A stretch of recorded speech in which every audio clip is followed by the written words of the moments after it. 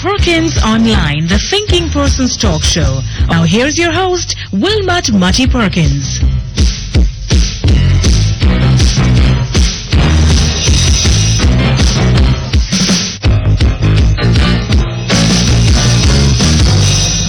Morning, everybody. Morning, and welcome once again to Perkins Online. We got into this World Cup thing hoping that that it would attract a lot of attention to Jamaica and build up a potential for a much expanded tourism industry. We're going to be getting tourists, we had hoped, from all over the world, from the east and from the west. Wherever it seemed that we thought that people would be watching the cricket even in places where they don't play cricket. And that this would have made, first of all, we're going to get a lot of visitors coming in. Well, that does not seem to have happened. The hotels, the tourist hotel people are telling us that they've had no great surge of occupancy. And the publicity that Jamaica has attracted as a result of this World Cup and has not been very good. We have a lot of people here. We have a lot of journalists and others here who are getting some first-hand information about how things really are in Jamaica. And the impression that I have from, emails and what we hear on the BBC and what we're getting from, reports put out by press agencies and so on, is not very attractive. Not at all attractive. There was one story from Associated Press that we read on this station that had to do with what was it? How did they put it again? It isn't the cricket score or the something, but the reference was to the murder of children in Jamaica.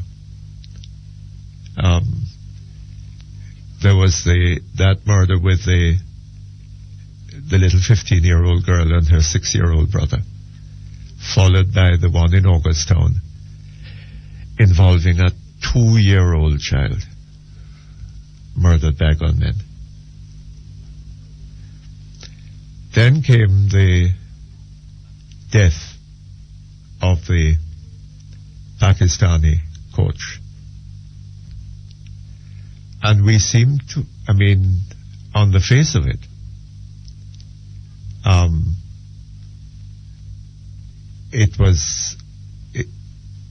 it had nothing to do with crime. The immediate impression that one got hearing about this man found dead in his bedroom with evidence of diarrhea and vomiting, right? The impression that one got was that this man had died from some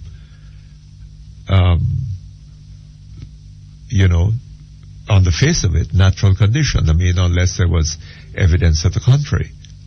And then we were told that the autopsy had been inconclusive. It didn't provide evidence of any particular cause for the death of the man. And then the speculation started. First of all, the police putting out a statement, calling a sudden press conference at 9:30 in the evening, and saying that information that they had pointed gave rise to suspicions regarding the death.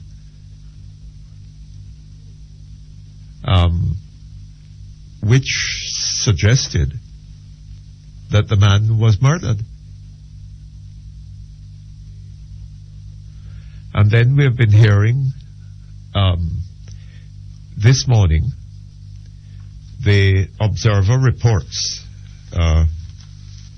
information coming out of the police to the effect that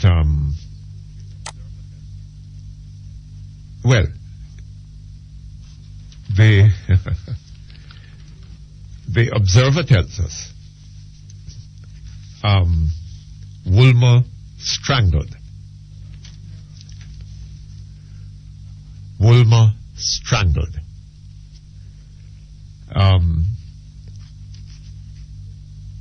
And a question mark, right?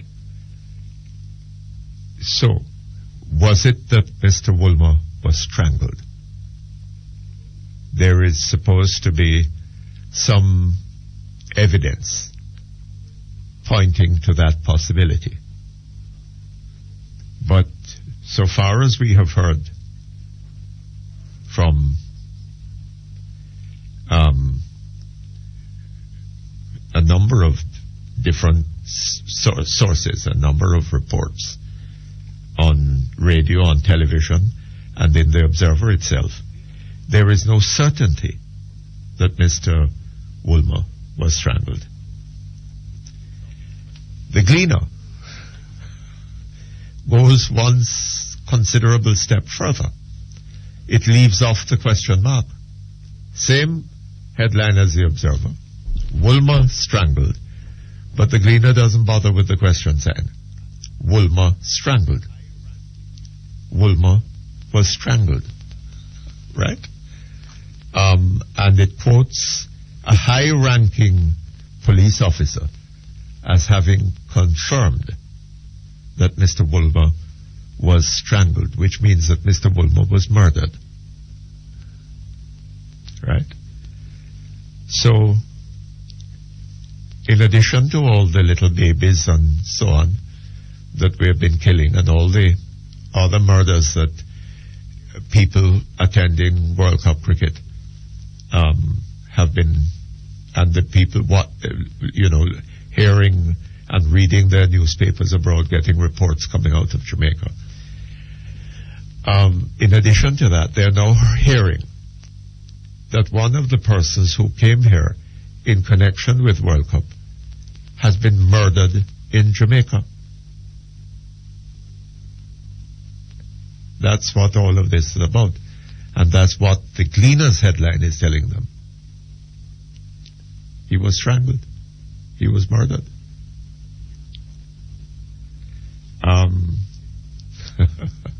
I think we're getting some irresponsible police statements and compounded by some irresponsible journalism.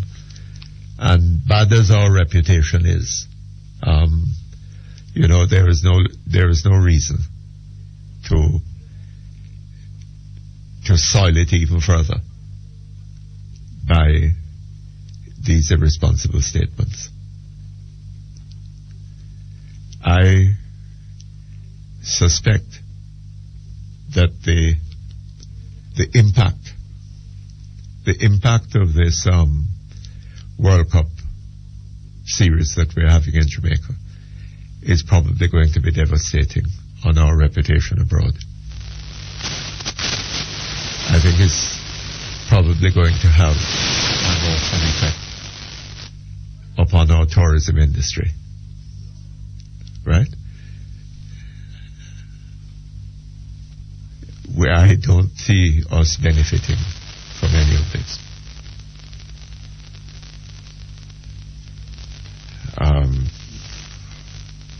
Cricket World Cup.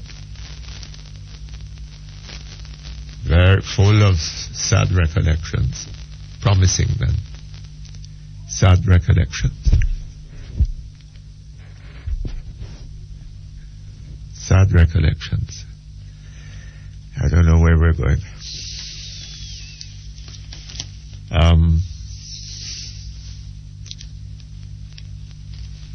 Well, a memorial service was held at the Pegasus yesterday for this gentleman.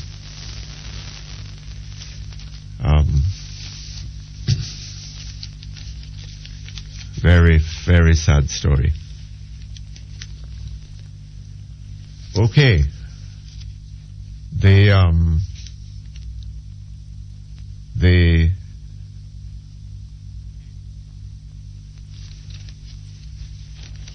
Mr. Frank Phipps has a statement again in the paper coming to terms with talking about should he have bothered to respond to the Attorney General? Was it worth responding to? The Attorney General seemed to know that on Friday, when the Court of Appeal handed down its judgments, the lawyers should have been prepared to stand up there in the court and tell the court of some action that they were proposing to take in response to this statement, to this judgment. How could they have done that? Would they have had time to consult their clients? In any event, may I just say this, that one of the things that the lawyers are saying is that the Attorney General, as a member of the executive arm of the government, had to make a decision as to whether the men should be extradited. And did he consider all the evidence in the time between the court making its decision and the Sunday morning, on Friday afternoon, and by Sunday morning, 6 o'clock, they were busy getting the men out of here? We take a break. We come back in a moment. Thank you very much. We're back here online. And we're going now to our telephones. Hello? Yes, sir. Hello? Yes, sir. Yes, good morning. How are you? Not too bad. But you don't know, sir, that the Englishman is involved in this investigation. And if him don't know better, then it can't work out. Well, I don't know. I say Mark Shield. I gather they're bringing in some more police from Britain. Oh, but Mark Shield is involved in that investigation. Yes, and he said on in that press conference, as I understand it, that he was the one who used the word suspicion, no? Mm-hmm. Give the right suspicion. No, but it's either them leave the thing alone until when everything is brought out and we'll know what's happening. But this nudge. I don't know, all sorts of hints are being made about murder. Them putting out. Right? And it started out by being suspicion.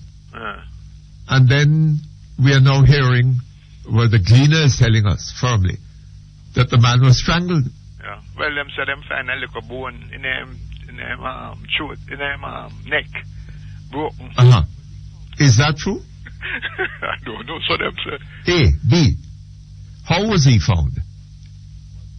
Was he found? From what we heard when he was first found. Yeah.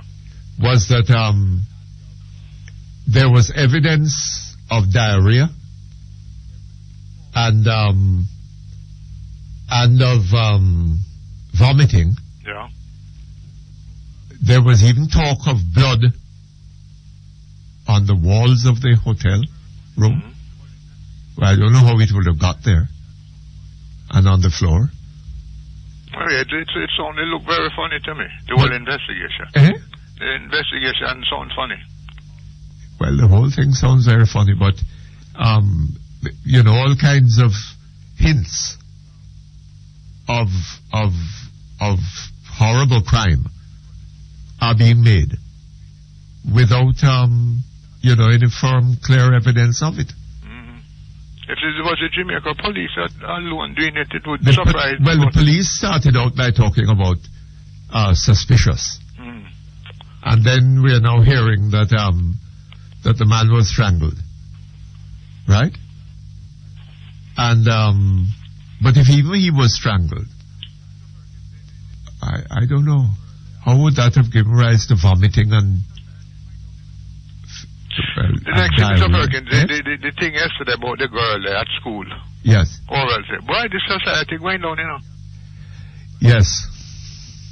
Yes. Every move in the society gone. Look here, sir. What we are talking about crime, you see? And we are not recognizing the ways in which the society is being totally dismantled. Yeah. Right? And in which we are losing all sense of behavioral patterns that are conducive to decency and to order in society. Right? Why, the past 16, 17 years has contributed to that, like it racing down a hill. You think so? Yeah, man. Well.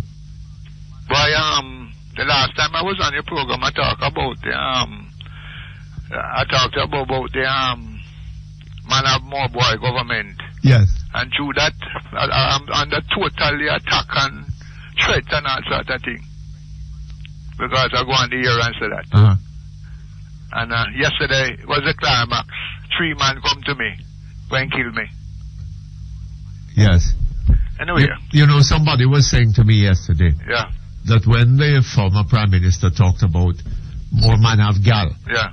Right? Or more man have more gal or whatever. Yeah, yeah. That part of the reason for it is that more gal don't have no work and can't earn the money. Right?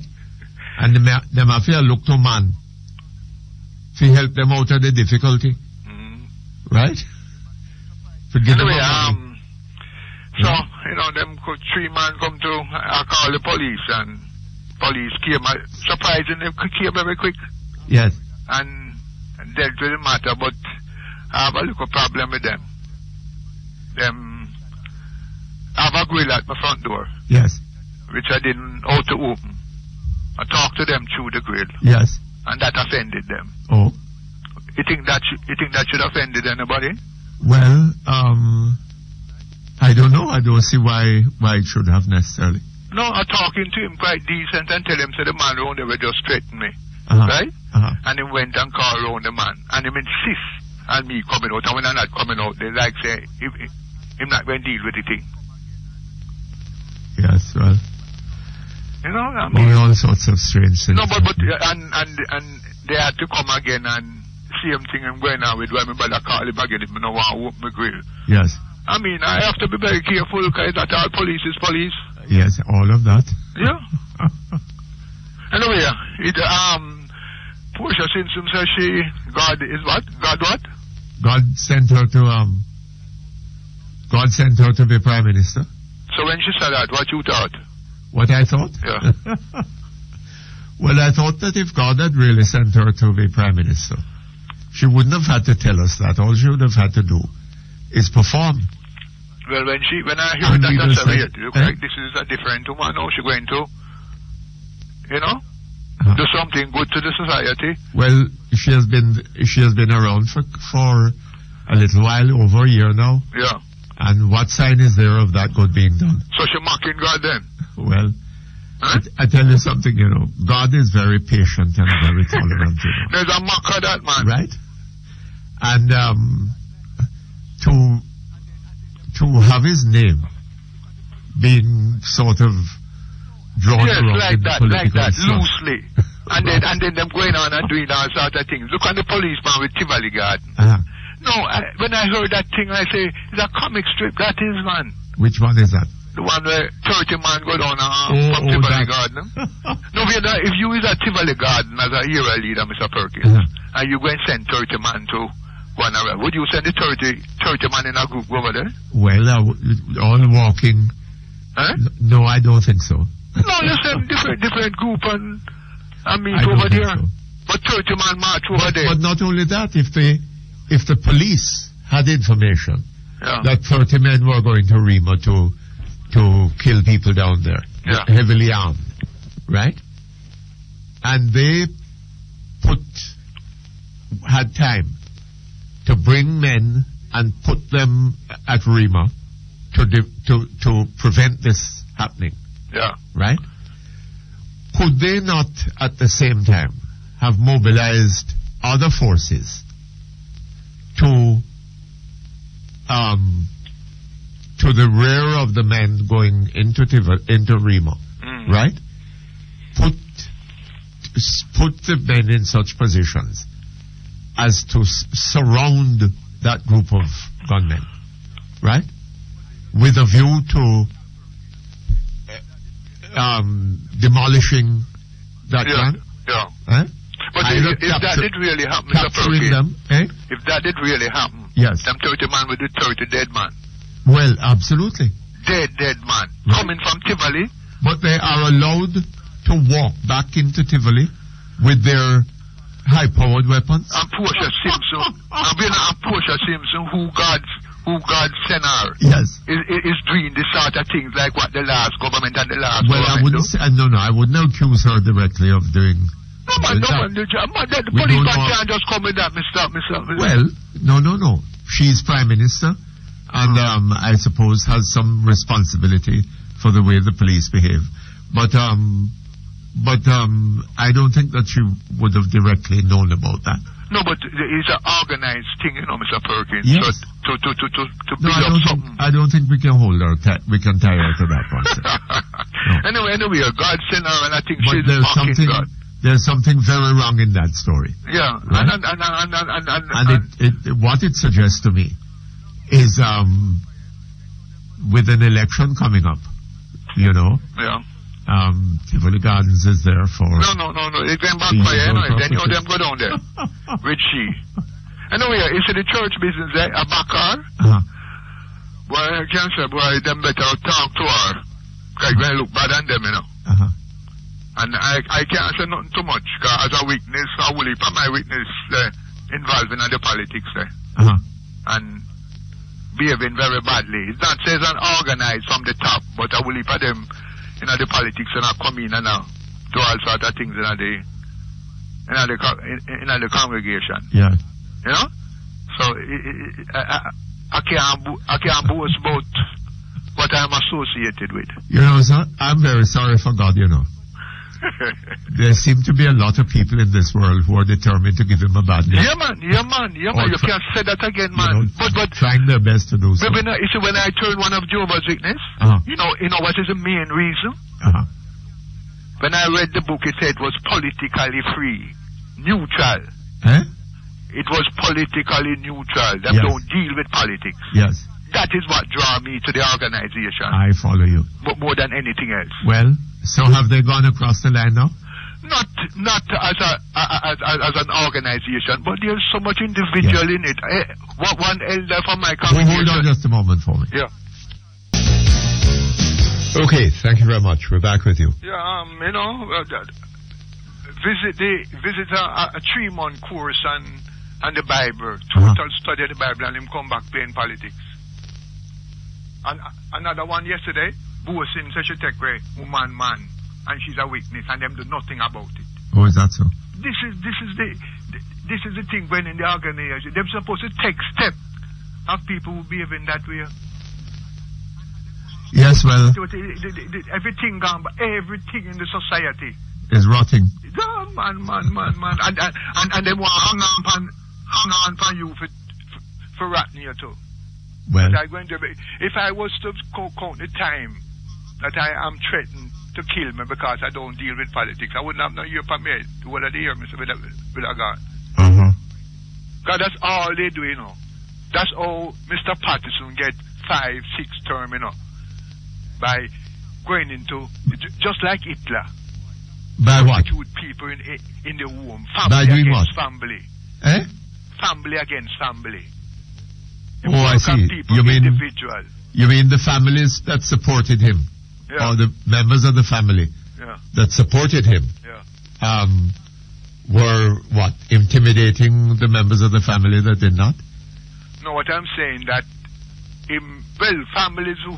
family member who did not support him, the other one then will turn on them who support Hitler. That is how Hitler worked, you know.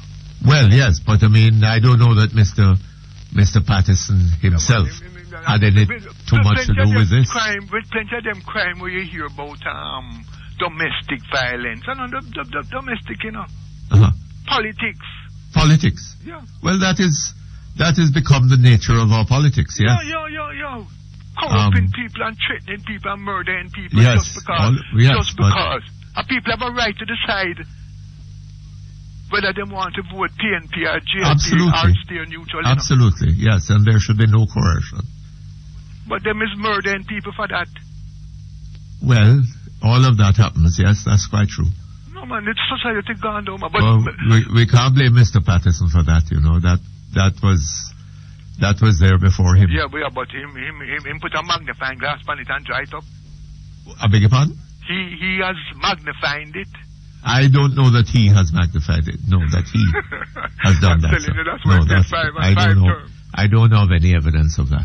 Anyway, I am going to stay firm. Thank you very much. Yes. All the best to you. Okay, hello? Hello, sir. Hello? Yeah, Mr. Perkins. Yes, good morning. Yes, sir, good morning. I was trying to get in touch with you yesterday, but I was a little bit under the weather. You were, yes. Well, you've done it today. So, kind of get in touch with you today. A couple of things I want to talk to you about. First, when I sat yesterday listening to Mr. Delroy Chuck. Yes. But before I touch on Mr. Delroy Chuck, I want to touch on Mr. Nicholson with the extradition of the two gentlemen that were extradited to the United States. Yes. Now, like most people, I don't support drugs, I don't support crime, I don't support violence. And any person who gets themselves involved in such situation have to pay the consequences, regardless of who they are, where they are, and how powerful they may be. Yes. But with that being said, I also do not support my government in Jamaica extraditing Jamaican citizens to the United States for any purpose or any reason. I firmly believe, Mr. Perkins, that the Jamaican legal system is well capable to try any Jamaican for any crime and punish any Jamaican without having to send them to a foreign country to be treated as if they had one term of them. Well, sir, there is a problem here. Jamaicans visit and are some of them domiciled in the United States, right? Live and work in the United States. Now, if somebody goes to the United States and commits a crime or is accused of committing a crime in the United States, then I think that Jamaica should be prepared to extradite that person to the United States for trial. Yeah, but at the same time, Mr. Perkins, how many Americans have come to Jamaica and have committed crimes, and we cannot, Mr. Nicholson... I don't know of that, sir. extradition documents. Do you know of any such cases? There have been cases that have not been pursued. Eh? There are cases in which Americans have come to this country and have committed crimes against Jamaicans, and Mr. Nicholson, who's supposed to be the person who is responsible, do you know of such a case? Extradition documents. Do you know of such a case? The cases out there, Mr. Perkins, without getting into specifics, there are instances in which Americans have committed crimes against the people of Jamaica. But do you know of a case of that happening? Yes, sir. Tell us about it. Yes. Well, like I said before, Mr. Perkins, I'm not going to get into specifics because people yes, all right. will be, I don't want to get into specifics in terms of that. The argument I'm trying to make is this. Well, look here. First of all, if such a case occurred, then it would be for the Jamaican authorities to apply for extradition. But you're not, Mr. Perkins, I understand that. But what I'm trying to say to you is that they are not willing to go after those people who have come into this country and have committed crimes in Jamaica to extradite them. Well, that would be a fault of the Jamaican authorities. So why is it so easy for us to extradite our Jamaican nationals? Well, maybe the Jamaican government, the Jamaican authorities, do not see themselves as representing the interests of the Jamaican people. They are not seeing themselves as the defenders of justice for the Jamaicans, right? They are willing to do whatever Mr. Bush orders, right? And that is a sad case. Well, I'm hoping that when they have double standard. You cannot have a double standard system in which extradition treaty. I agree with that, sir. If the extradition, I haven't looked at the extradition treaty, but I imagine that it allows reciprocity. That if Americans come here and commit offenses, then they can be extradited to Jamaica for trial. But that will never happen, Mr. Well, it has never happened, sir. I don't know. But I don't know why it has never happened. I don't know that Americans have come here and committed crimes, and that the American authorities have refused to extradite them when the Jamaicans applied. I don't know that has happened. It has never, ever happened in which an American national has been extradited to Jamaica to face charges for crimes that they have committed. I am not prepared to deny that, sir. I'm not saying that. I'm saying, have the Jamaicans applied for extradition of Americans to Jamaica for trial? I don't know of any such case. To the best of my knowledge, Mr. Perkins, no, it has not, and they will not do it. Because the government of I don't know. Let us see. You produce some evidence to the police of an American having committed a crime, right? And let us go forward and proceed to demand extradition. And then we see what happens. With all due respect, one just have to look at the sex industry that is so prevalent in our country. We just have to look at the little boys who are walking up and down New Kingston and are being approached by pedophiles. Okay? Yeah. So any person to say to me, right, that when these guys come into our country and have sex with these young guys, young kids, that these are not crimes that are being committed against the people of Jamaica, then somebody else needs to explain something to me, right? Why are we not going after these pedophiles that are coming into our country, Mr. Perkins? Well, committing these crimes. I don't know, sir. I don't know that we have any evidence about of that. I don't know that the police have evidence of it. But if they do, then they should take the appropriate action. You can't blame the Americans for them not taking action. Mr. Nichols, like the government, does not have the gall to extradite any American into Jamaica. Well, if they don't have the gall, sir, they don't have the gall. And it would be their fault not having the gold, not the fault of the Americans in not extraditing when they weren't asked to extradite. Do you think, Mr. Perkins, do you think that if Colin Campbell, if there was an extradition order from Mr. Colin Campbell, who's so deeply involved in the Trafigura situation, if there was an extradition treaty sent out for him, that he would have been shipped overnight in the middle of the night when everybody is sleeping to a foreign country? Well, I don't see on what basis he could have been extradited for anything that happened in the Trafigura matter. I'm just saying, if Mr. Colin Campbell has an extradition order, but hold on, sir. Hold on a moment. Okay. Let us not go into too many ifs. There was nothing, as far as I'm aware, in the Trafigura matter that would have justified the extradition of Mr. Colin Campbell to any other country. Right? I'm not aware of anything that happened there. There's a point I'm trying to get across to you, but I'm going to say this. I sat here yesterday and I listened to Mr. Delroy Chuck. And he carry on and he talk. And I have a lot of respect for Mr. Delroy Chuck. But Mr. Chuck, as a member of the opposition, has to do more in terms of this issue than coming onto Mr. Perkins' program and talking about what Portia Simpson said and what Portia Simpson didn't say.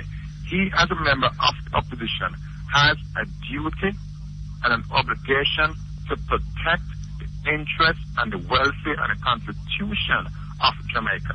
He cannot come on your program every time something goes wrong and talk about it and not do anything. So hold on just a moment. Hold on.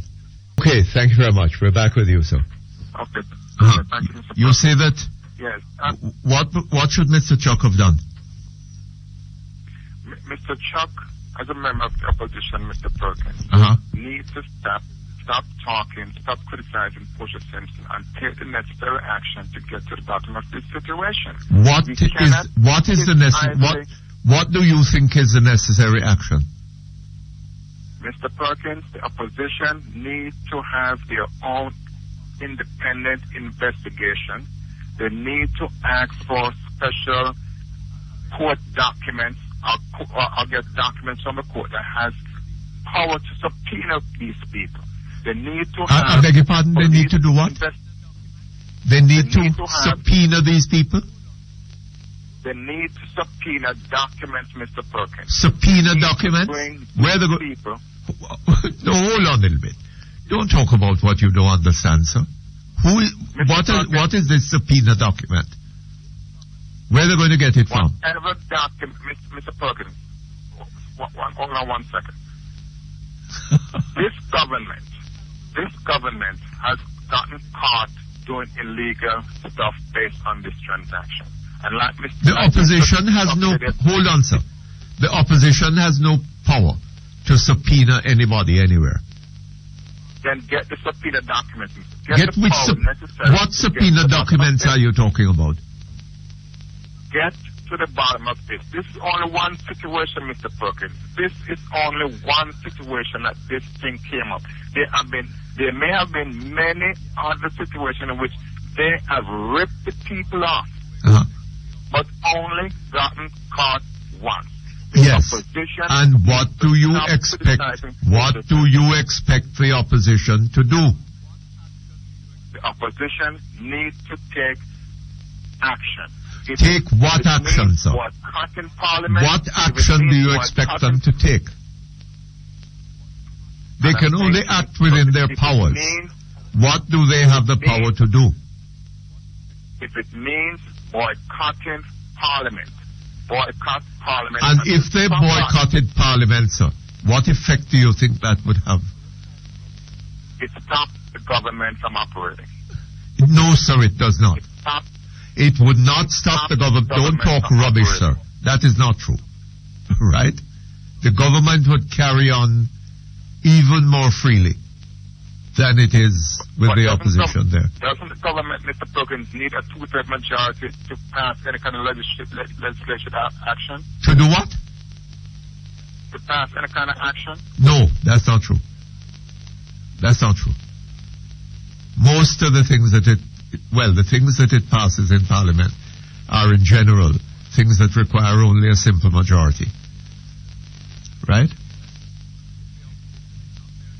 It is only special legislation that require, but in any event, if the opposition is not there, they would have the 2/3 majority. You don't understand that? Well, even so, Mr. They Perkins, could, even so. Hold on, sir. We as Jamaicans, Mr. Perkins. Hold on. No. You haven't got it right. You need to understand better before you talk. All right? Thank you very much. All the best to you. Okay, hello? Hello, Mr. Perkins. Yes, good morning. Morning, sir. How you doing? Not too bad. Gentleman there seems to have it all wrong. I think so, yes. You have to remember that we're not in America. So you can... But even in America, sir... you can have problems. Even in America, the opposition boycotting the Parliament, the Congress, I don't see that would... No, he was talking about subpoenaing. You know, subpoena? The opposition, yeah. But the opposition in America has no power to subpoena anybody. Well, the Senate can subpoena anybody. The Senate? Yes. Yes, but not the not the minority in the Senate. Not the minority, right? No. Mm-hmm. Well, which would you regard as the opposition in America now? The opposition? Well, I don't know. It depends on. It depends on which branch of government you're talking about. I guess. I guess. Mr. Perkins. They have a good system there, you know. Yes. A very good system. Controlled. Well, yes. Checks and balances. Yes. Three things I want to talk to you about. They're not going to be long. First thing is Mr. Golding. Mr. Golding, I think he has given the Prime Minister and the PNP an out on this traffic guru thing, you know. Has he really? You see how they grabbed it? Yes. When he came up and asked him about this contract, the bauxite, and that is what Sister P grabbed and said, yes, that was what the contractual business arrangement was about. Yes, but then hold on a little bit. Sister P is saying two quite different things. On the one hand, she's saying that the money was a gift. Right. And on the other hand, she seems to be saying that it has to do with a bauxite contract. Right. Which is what Mr. Golding asked about. So what is the truth? Initially, they could not come up with anything with respect to what Traffic Bureau had said. But then hold on, sir. What is Sister P saying? What is the truth? Well, she has now officially come out and say this is what it's about. It is about this bauxite thing that you have asked me about. You sure that she is said what Traffic Bureau. You sure she said that? Well, in the house. I was watching her, and that's what she said. Okay, but did she also say that the money was not in respect of any contract? It was in respect. It was a gift to the party. When did she say that? When did she say that? She and said, Mr. Pickersgill and others. No. She said it in Parliament. At the same time when she spoke about the contract? Well, she was answering the questions. She said it was a gift. Well, she needs to explain then. Well, it can be two things. If she said what you said she said, then she's saying two things. She's saying two things. Yes. She did say, when Mr. Golding asked about this bauxite arrangement, you know, and she came up and said, yes, this is what Traffic Bureau was talking about. When they said, no, it was not a gift. It was some contractual arrangement. Who said that? Sister P. Sister P said that? Yes. Well, in her last statement in Parliament. My impression is that Sister P is confused. Well, somebody... She said two quite different things. Somebody is not telling the truth. Well... Somebody is not telling the truth, and... One comes not to tell the truth by different means, you know, sir. You know, Mr. One is Perkins. by lying, is by being confused. Another is by being confused or ill-informed. Mr. Perkins. Yes. That traffic bureaucracy, I think at least one crime was committed, you know. Maybe more than one. Because you have perjury too. I think crime was committed, and why isn't all DPP? Where would perjury have been committed? Well, if some is saying that it was a gift and some are saying it No, was sir. a gift and some are saying that it was a contractual arrangement. Perjury Which is the truth. when you lie. Perjury is lying. Eh? Perjury is lying. Not just lying, no. You have to be lying on oath. Lying on the oath? Well, yes, in court or somewhere like that, you know. In such circumstances. But I think the DPP, and they should be investigating it, Mr. Perkins. The DPP? Yes. Why would crime the was DPP committed be in investigating? Jamaica. I think a crime was committed. I think that 430 or 60,000 euro that came. 465,000. Right. I think And it was money Sister for P saying that it's $31,000 was sent back. Exactly. What has happened to the other 8 or 9,000? Well, I don't know. 9 million. Maybe the bank that changed the money for them. The keep saying is 31 million. Yes. But when you convert it, it comes to about 8 or 9 million more than that. Yes. And nobody that don't play it, nobody is saying where that $9 million are. I don't know. I wonder. Conversion, Mr. Perkins. I think it was money, I think it was money. The oil money.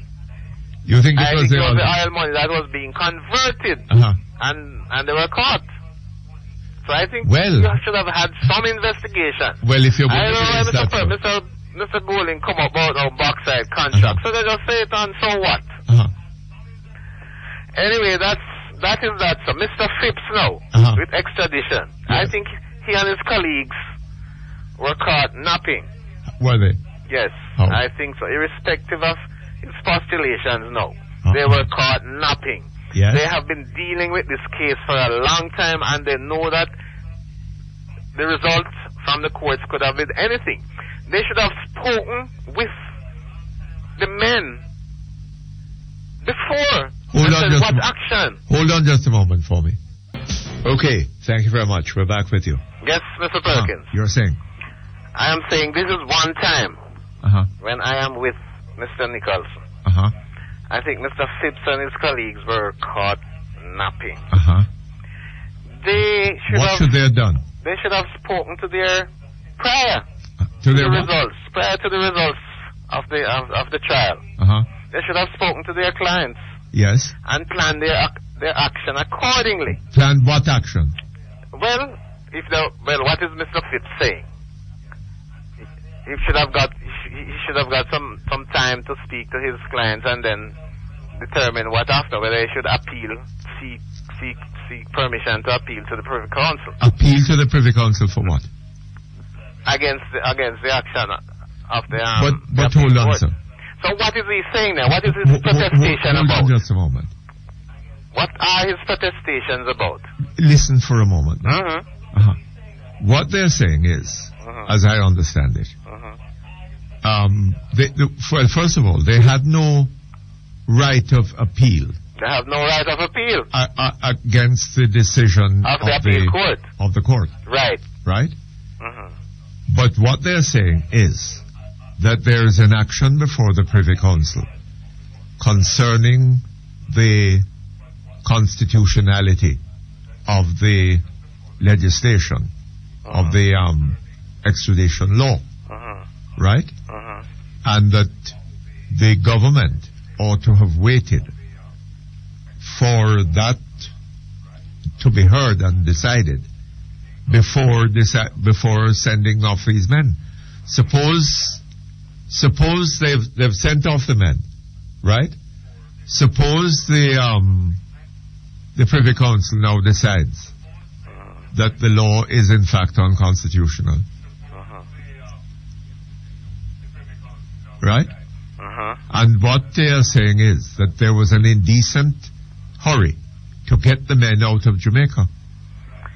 I hear what you're saying, Mr. That Perkins. the matter was, the Court of Appeal handed down its decision on Friday afternoon at about 2:30. And by 7 o'clock Sunday morning, the men were gone. Yes, Mr. Perkins, but Mr. Phipps is a Queen's Counsel, and his other colleagues, they know who they are dealing with. And this thing has happened. You remember, And what are you saying that they should have done? They could have spoken to the authorities and say, well, please, if the thing comes this way, please wait. We are requesting that you wait until the Privy Council comes. But they raised that action, that statement in the court. And the Attorney General should have known of this. Well, the Attorney General is saying now that if he had made a telephone call. What? Attorney General is saying that he knows Mr. Fix well, and if Mr. Fix had made even a telephone call to say, try hold this thing now until we get through with the Privy Council decision, then he would have looked at it favorably. But he got no such call. So he didn't know that there was an appeal before the Privy Council, and he didn't read the before he made his decision to send the men out of Jamaica. He didn't consult the judgment of the court and the arguments that were put to the court. I don't know, Mr. Perkins. Did he have a duty to? You would have to put these questions to Mr. Nichols. Oh, I see. But why don't you? On his behalf. But you have come to a judgment without. All I am saying is that these guys are caught napping because they took things for granted. This is what they did. No, I don't know that they took anything for granted. And now when the man has acted, I didn't know that he hasn't done anything illegal. He has not done anything illegal. I did. Who has not done anything illegal? Mr. Nicholson has not done anything illegal. Who? The Attorney General and the Minister of Justice has not done anything illegal. Well, the question is not whether he has acted within the law. The question is not whether what he did was illegal. I don't know. I'm not in a position to talk about that, right? But what my understanding is that the Attorney General had a duty to look at the court papers and to decide as a matter of, and to take an executive decision as to whether the men would in fact be extradited. That's my understanding. Right? Now, did he do that in the time between Friday afternoon and 7 o'clock Sunday morning? Well, I don't know. I don't hear anybody saying that he has... But you agree with him? Yes, because the guys weren't... I agree with him. I have one more thing, Mr. Perkins. Yes. One more thing. The Wilmot's death. Yes. Why are all these irresponsible headlines appearing? I don't know, sir. I would very much like to find out. I don't know. What's their aim? I don't know. And the irresponsible police utterances. Mr. Shield, for example, you would have thought that he would have known better. He called this horrid conference and talking about suspicion. Up to now, the medical people are saying that the results are inconclusive. Yes. So why can't they wait until they get the proper result? I don't see this doing any good for our image abroad, sir. No, I don't think so. I am really disappointed in them. And who is in charge? I don't know, sir. Obviously nobody is in charge, but everybody calling conference and making utterances and, This is not good for Jamaica at all, Mr. Perkins. I don't think so. All right, sir. Thank you very much. All the best to you. Okay, hello? Hello. Hello, yes, good afternoon. Good morning, I beg your pardon. Yes, good morning, Mr. Perkins. After listening to the program this morning, I came to a conclusion to say, but people always blame you, say you're bad-mouthing, and you're bringing down the country. But this morning, what the headline they bring out this morning, it wasn't you. You wrote the editor section for the headline of the paper, the Reader and the Observer? No, of course not. Hello? Hello? Yes. No, I had nothing to do with it, ma'am. Well, the Observer wasn't the bad one, because the Observer had a question sign there. Oh, they put a question sign. Oh yes, they put out a question sign. In other words, was the man strangled? Right? But the Gleaner has no question sign. The Gleaner said the man was strangled. And it was the same police who said you are misleading Jamaican people. Yes. Right? I don't think it was the same. Saying that the man was strangled. No, I don't think it's the same policeman. It is the force. They collaborate, right? Because the same security force. Eh? Believe that you, Mr. Perkins, is misleading the public. Yes. And here is it now. It is the police now. Uh-huh. Right? That is saying this thing here. That well, they are misleading the world. That's what I'm saying, Mr. Perkins. So I think they need to, they owe you an apology, sir. Oh, they do? They do owe you an apology, sir. Well, I don't know. Yes. Why? Because here is it now. The Gleaner comes out, the police comes out, and is saying all these things because nobody know the conclusion of the man's death yet. Right? Because they're just speculating right now. You know what I mean? They're assuming that he could be strangled. Yes. Right? When in fact, and they said that there was vomiting and there were diarrhea, evidence of diarrhea and all those things. But you realize the image that is being created abroad. That's what I'm saying, Right? Mr. Perkins. So who did it? Was it Mutty Perkins this time? No. This man. This is a devastating. What is being suggested, sir, Mom? What is being suggested is that this man was strangled in a hotel room. Oh my God. Right? And we are hoping to get out of the publicity associated with the World Cup. Right? An influx of tourists, new tourists coming in from all over the world. Is this true? Right? No, that's what we're hoping. Oh, okay. That's what, that's why the government was prepared to spend over $9 billion or $9 billion on World Cup. Right? Mr. Perkins, before you go any further, is it true that another tourist was killed in Oteria? No. He died. Oh, and account of died on a tragic event? He died. No. What happened was that he seemed to have died in his sleep. Okay. Right? And his wife woke up in the morning and found him dead. Okay. Right? And he had been complaining of chest pains. Okay. The night before. There's a possible heart attack. So it sounds very much like a heart attack. Okay, two quick other points, Mr. Perkins. The bridge in St. Mary. Now, I hear you talk about that bridge when it's after the incident happened. Yes. And you were wondering that there was no water there, so the people would be all right. But now that the rain is coming. I didn't say that. There was. Well, there would have been very little. That river, you know. Right. Is for much of the year a dry river. When I say that, most of the river course, yes, right, is dry for much of the year. Okay. Right. When there's no rain. When there is no rain. Okay. Right. There is water, but a narrow stream of water usually. Stream, yes. Right. In many of the spaces, and what you see is a lot of sand and huge boulders. Huge rocks and... Yes. Now, when it rains, of course, and the river comes down, then... that's a different thing. It's a different thing, yes. So how are these people managing now? How do they get by? How do children go to school? Hold on just a moment for me.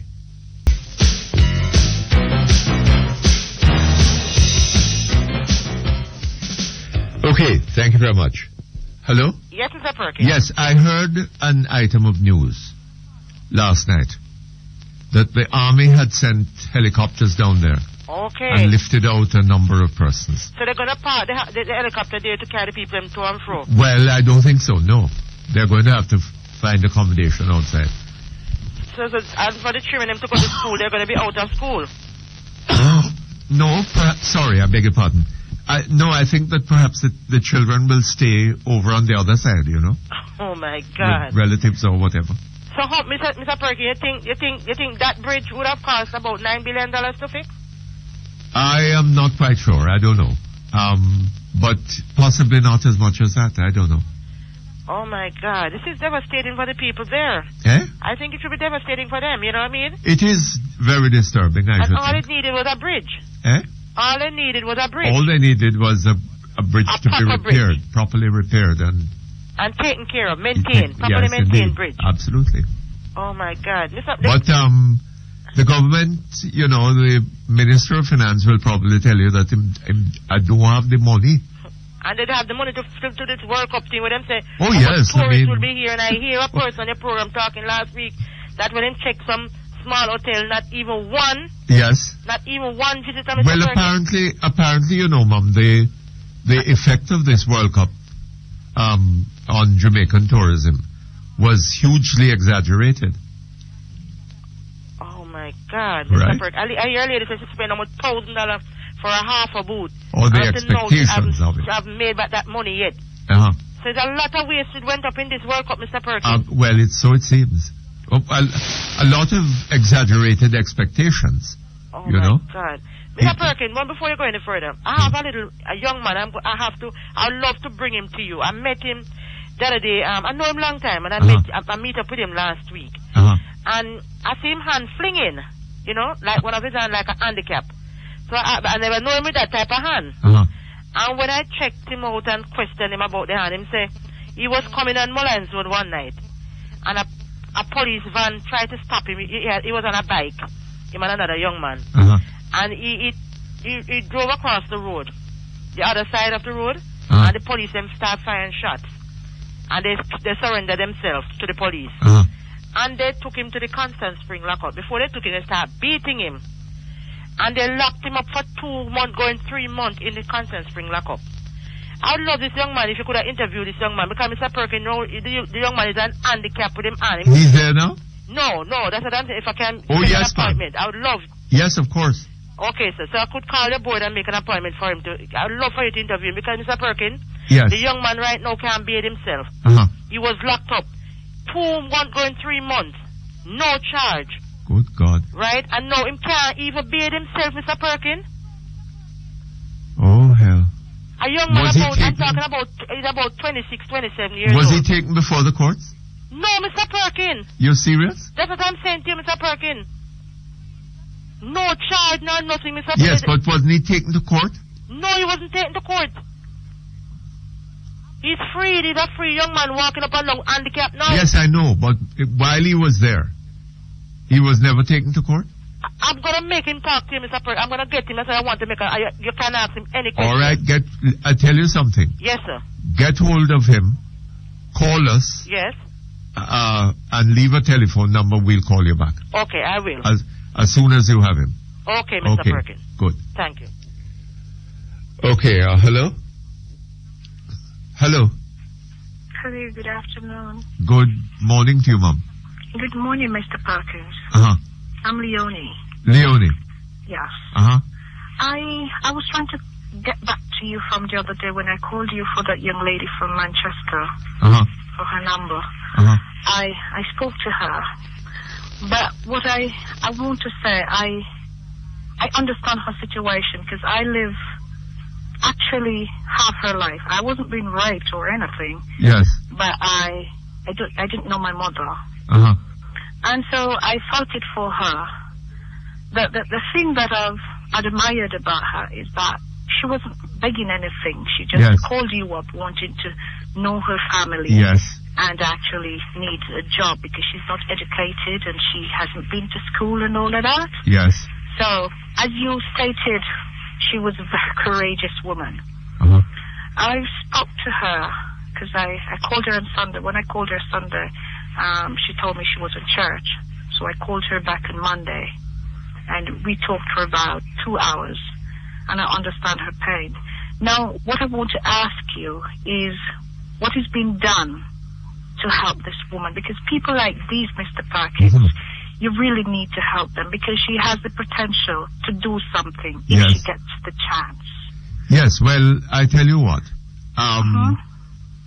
We have got a lot of calls from all over the world. The United States, Britain, Germany, Switzerland, Yes, I think we got even one from Japan or somewhere like that. All right. But a number of persons wanting to help, right? Yes. I want to be a part of okay. that. I want to be a part of to help her to keep and the kids in school. It seems to me that the best way to go about it is to set up some kind of trust. And I spoke to the general manager. Well, we spoke to the general manager of the station about it. And I think that, it's in his hands at the moment, Okay, so something has been done to help her. Something has been done to help her. I believe so. Because with people like these down there in Jamaica now, she has the potential, but she didn't get a chance. Yes. And I think I'll tell you something.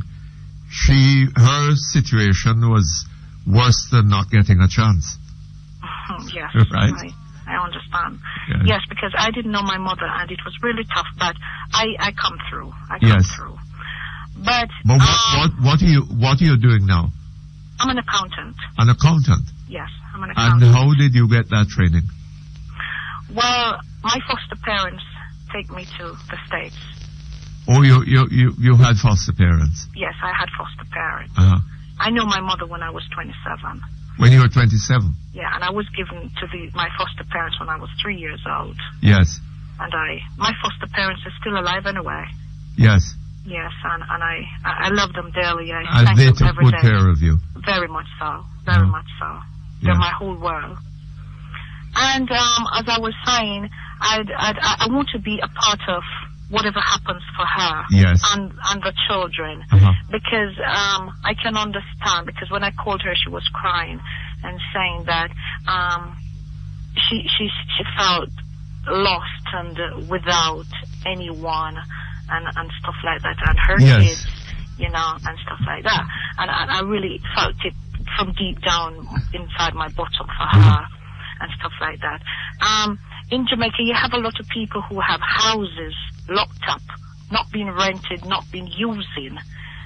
I wanted to say, why didn't somebody give her some place to live or help her then and take her? Because she told me she lived into a boathouse. In a boathouse? Yes. This is what I gather, yes. Yes. Why don't somebody help her?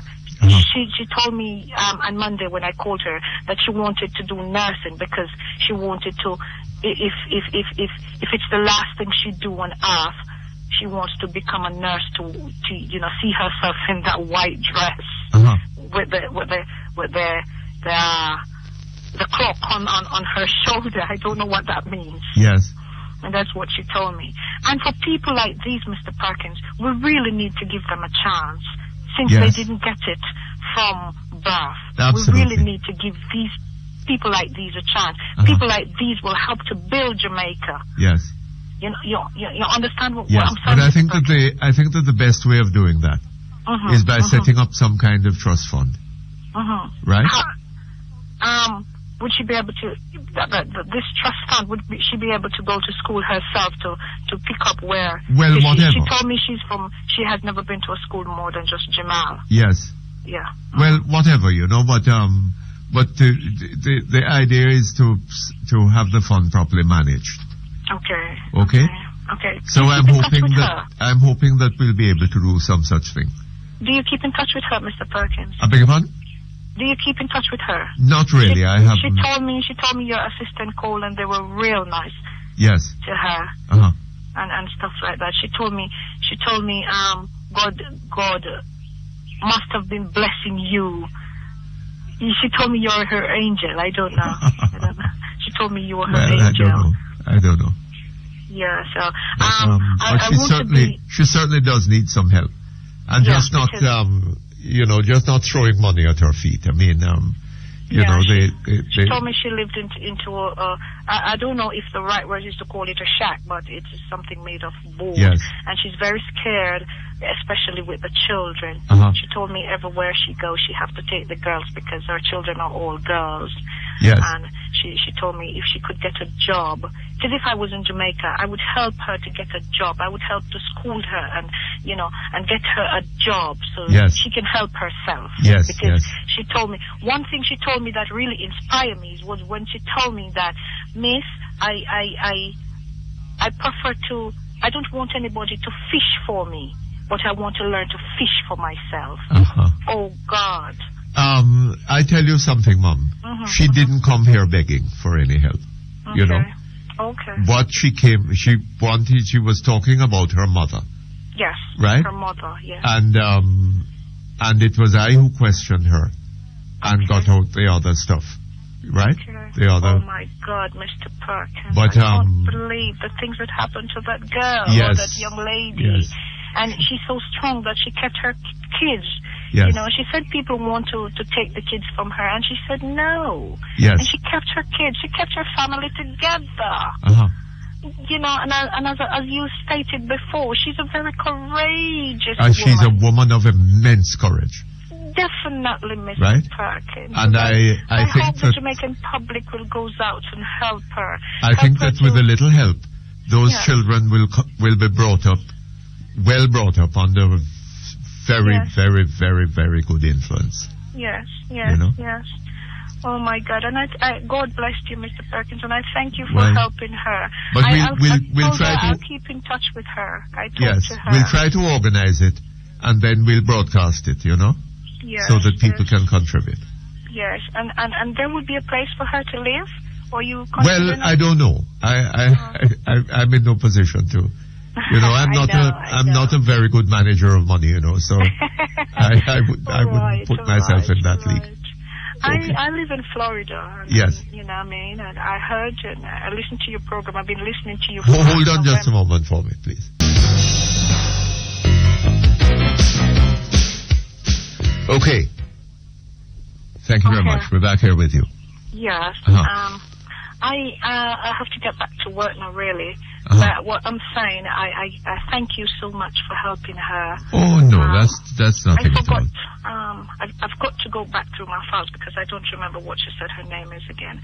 But I thank you for helping her, and I thank the Jamaican public. And I'm just appealing to the Jamaican public. Really, take her out of the shack. She has potential. Yes. She's an ambitious woman. Help her. Take her out of it. Yes. Don't allow the children to suffer the same fate that she did. Don't allow her to fall back because she's come a long way, Yes. and all of that. And I thank you all. Thank you, too. Okay, on to another matter. I was listening this morning to the Breakfast Club. They had a long discussion, as it turned out, with Mr. Lee Chin, who has taken over not only NCB, National Commercial Bank, but he is investing a fair amount of money in various enterprises in Jamaica. And most recently, he has acquired,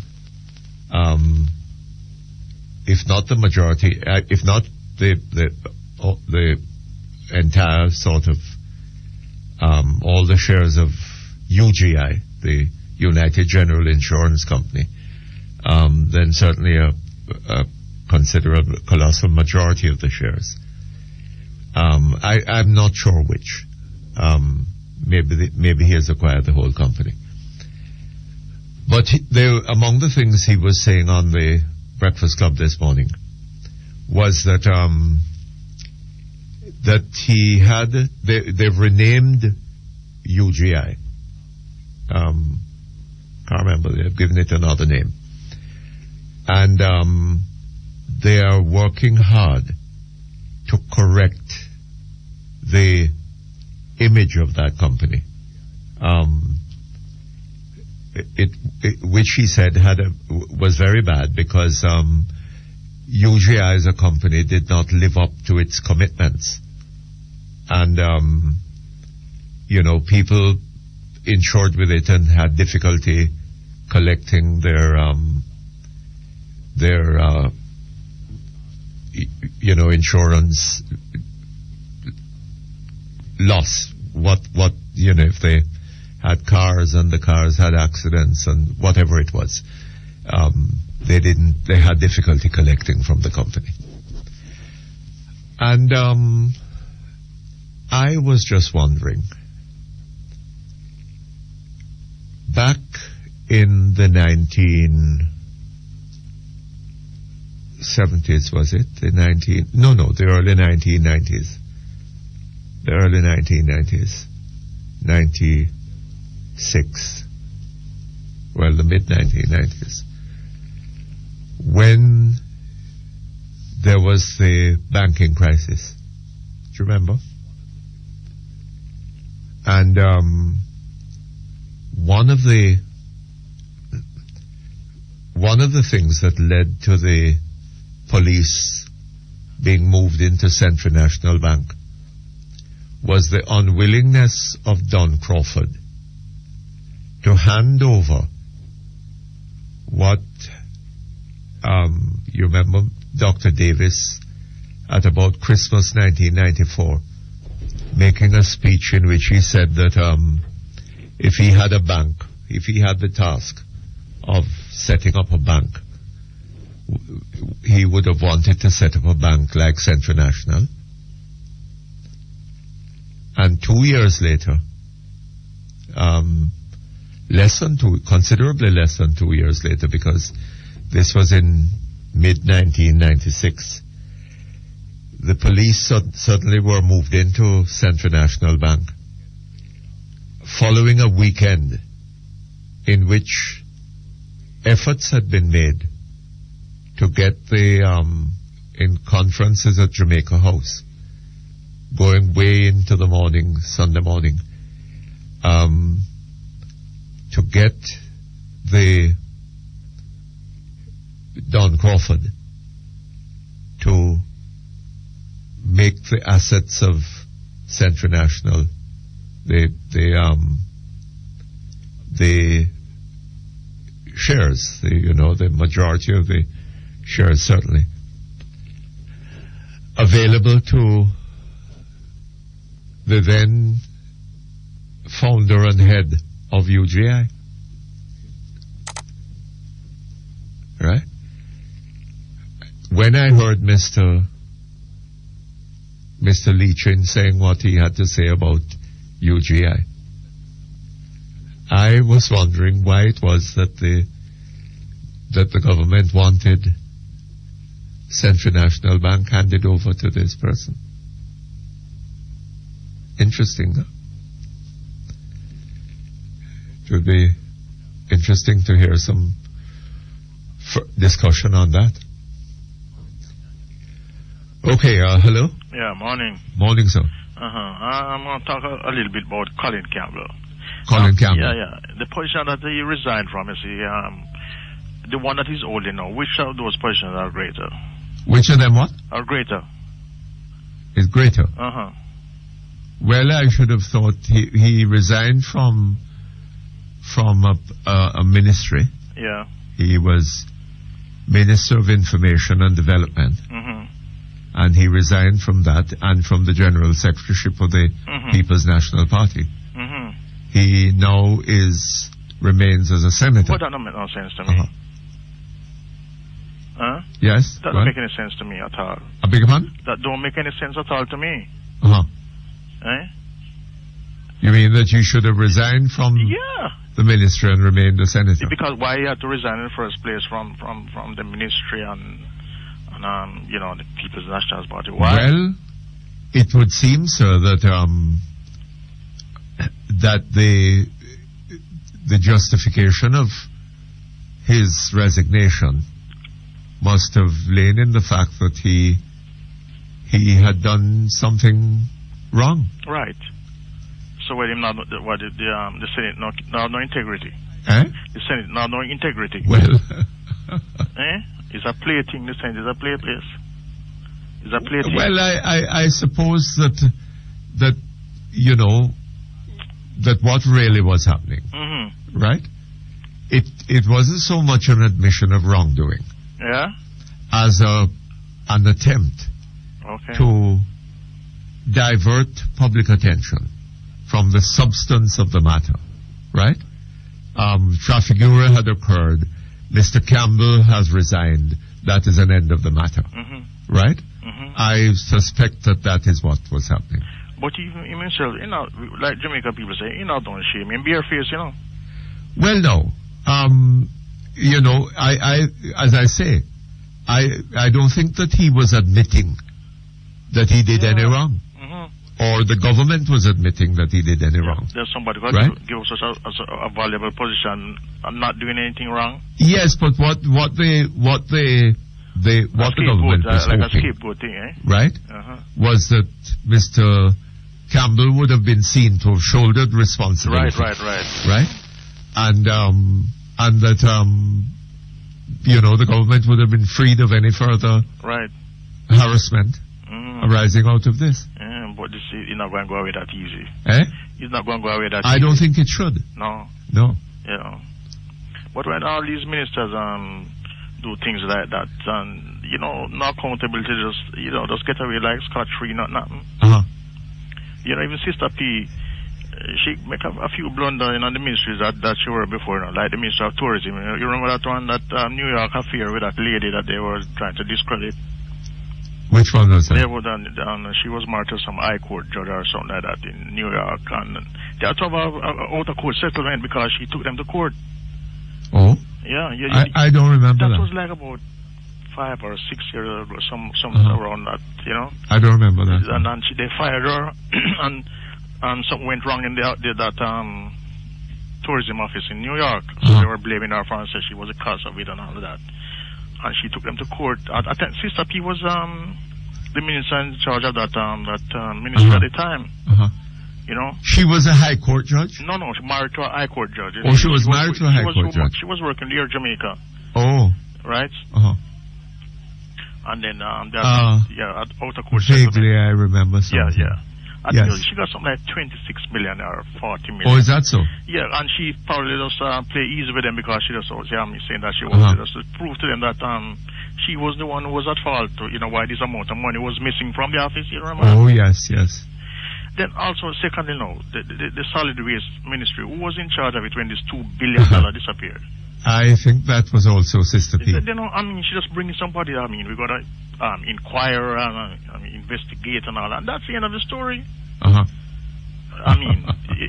That's like a joke, Well, you just bringing somebody and ship around this and ship that man and $2 billion gone, and that's the end of it. Yes.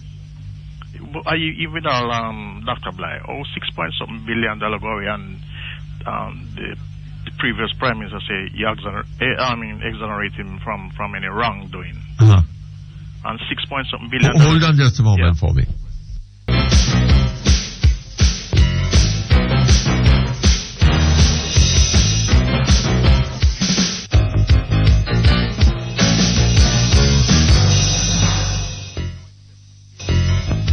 Okay, thank you very much. We're back here online. Hello? I was saying even with Dr. Blythe, $6.7 billion, got messed up under his when he was the minister. Yes. And it just go like that. We're talking about $6.7 billion, sir. And he was it 6.7 billion? Billion. Oh, I didn't remember that figure. because remember that somebody got some like $400 million yes, right? So that is a matter that is still right. Before that the was courts. a part of what went wrong. So I'm saying like these people who do those things, and they walk around scot-free like nothing happened. It's like they have a total disregard or disrespect for the people of Jamaica. It's like an insult to whatever intelligence there is in Jamaica. Yes. Finally, don't you think for the Trafigura thing, sir? Don't you think the opposition or somebody can ask for, like, say, a commission of inquiry into what, Yes, but I think they'll be wasting their time. The government is not setting up any commission of inquiry into even if that. they ask about it or something, make a request for it, even the opposition would ask for a commission of inquiry. Well, I don't know. I suppose the opposition is hoping that it will win the election. Okay. And that if it does, it will then be able to to, initiate an adequate, proper inquiry into that. And as well as some other things, I mean. Yeah, well, suppose, do you think they'll give the Dutch authority go ahead to come and investigate? You think the government is going to do that? I beg your pardon? The Dutch authority. I think the government will give them the go ahead, the okay to come and, carry out some sort of investigation in Jamaica. You mean this government? Yeah. I don't think so. Well, in any event, so I suspect that, one hears rumors that they're planning to have an election not long after Cricket World Cup. Mm-hmm. Although the way Cricket World Cup seems to be turning out. Yeah. For insofar as Jamaica is concerned. Yeah. One doesn't get the impression that it is likely to give them any kind of boost for an election. All right, then, sir. Okay, thank you very much. Yeah, all the best to you. Hello? Hello, yes, Mr. Perkins. Hello, yes. Morning. Morning, sir. I just wanted, I've been listening to you and, I tell you something. You're whispering and... Okay, I said I've been listening to you from morning and you just to mention... what? Just to mention some things, you comment on your commentary this morning on the Cricket World Cup, Mr. Perkins, I'm going to beg you not to comment too heavily on it, because what is going to happen is that if anything was to say it didn't go as the government would like it to go. I'm not hearing you clearly, sir. I said, if it doesn't go as how the government would like it to go, you're going to hear that it is because people undermined it and the opposition didn't support it, and you're going to hear all different manners. You mean this is World Cup? Yes. I see. So if it's possible, Mr. Perkins, I wouldn't mention too much about, because whatever is going to happen, it's not anything going, it's coming. Well, look here, let me ask you something.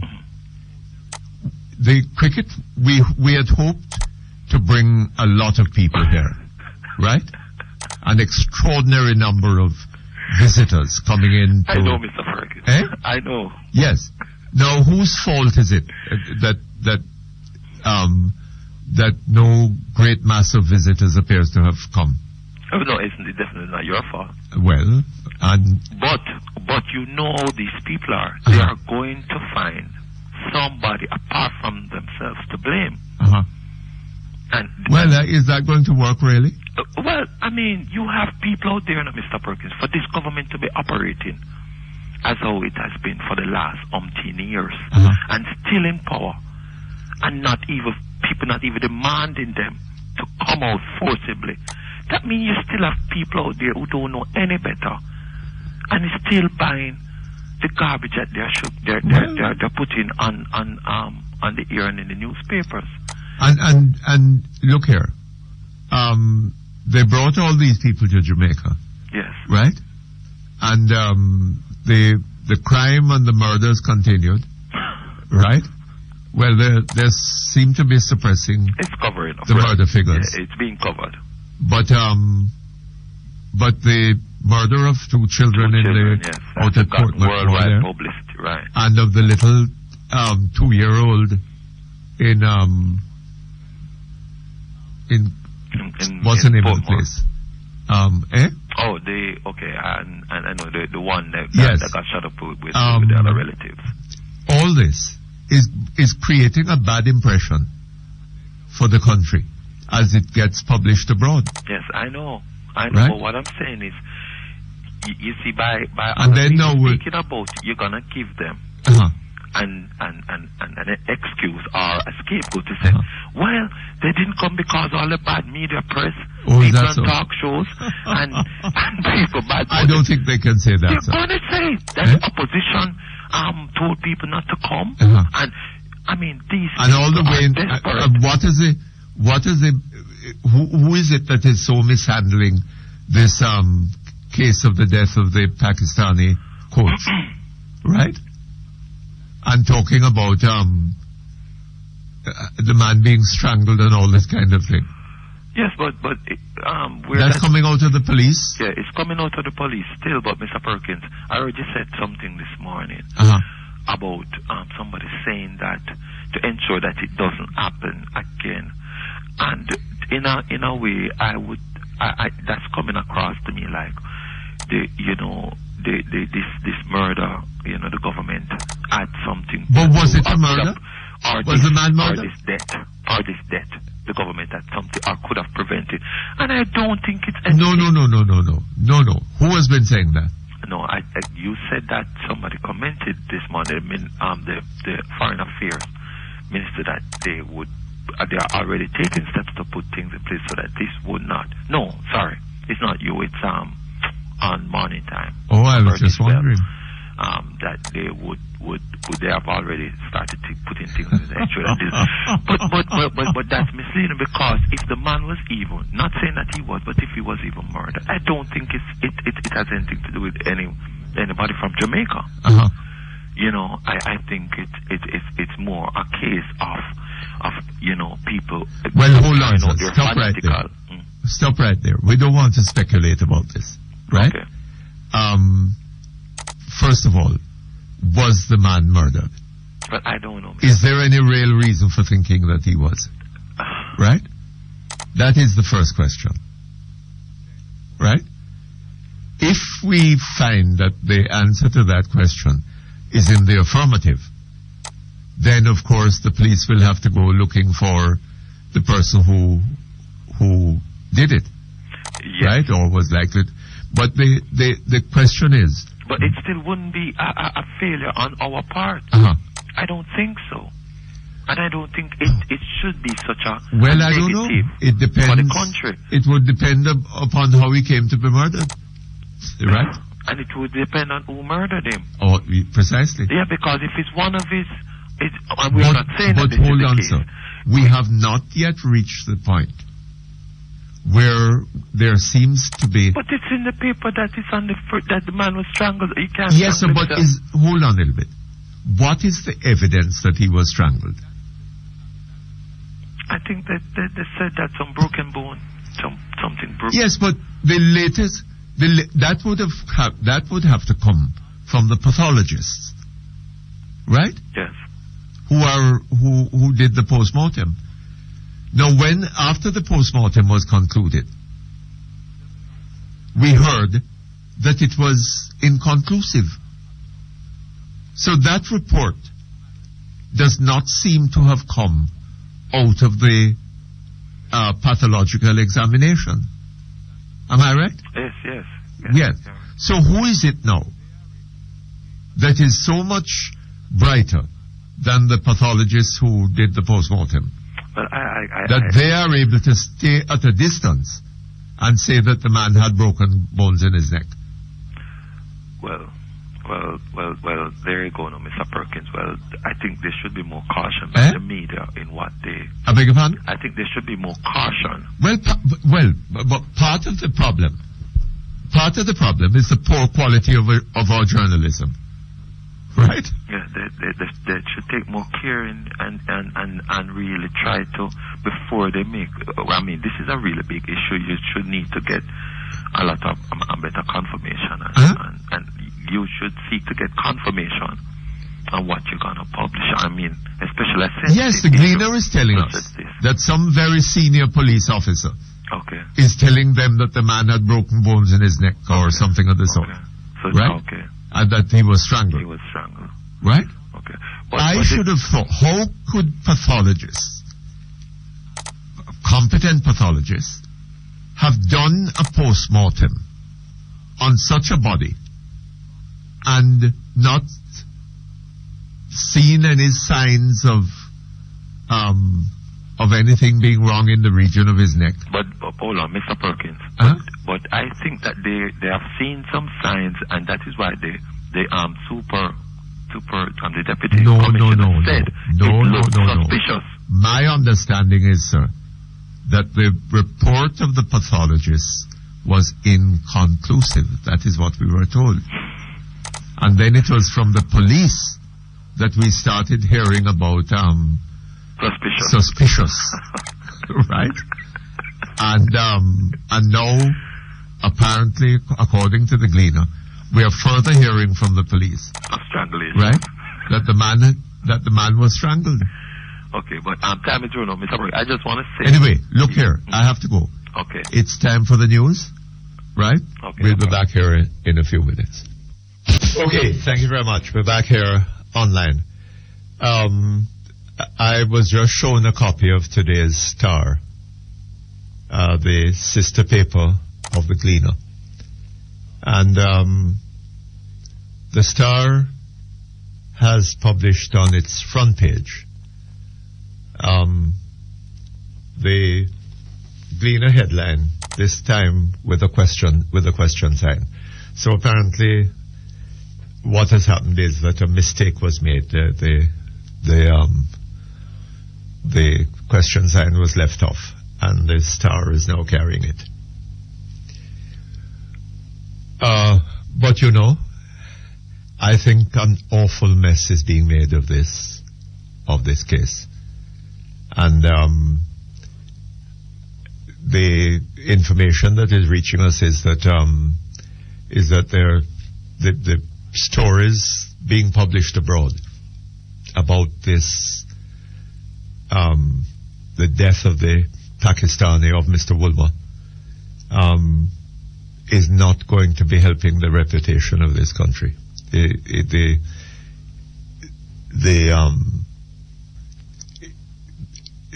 The story is increasingly that he was, or the impression being created is that he was murdered. And as yet, there seems to be very little evidence of that. Because for example, strangulation, I don't know, I hear there's another post-mortem being done today, and the results of which is what we heard in the news. The results of which should shortly be available. Boy, I don't know. We seem to be, anyway.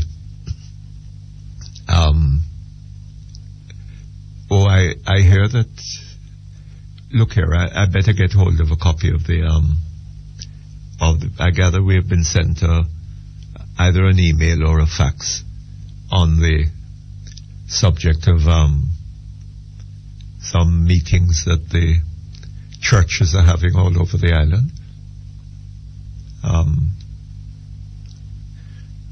I don't know. Let's get the email so I can tell you about it properly.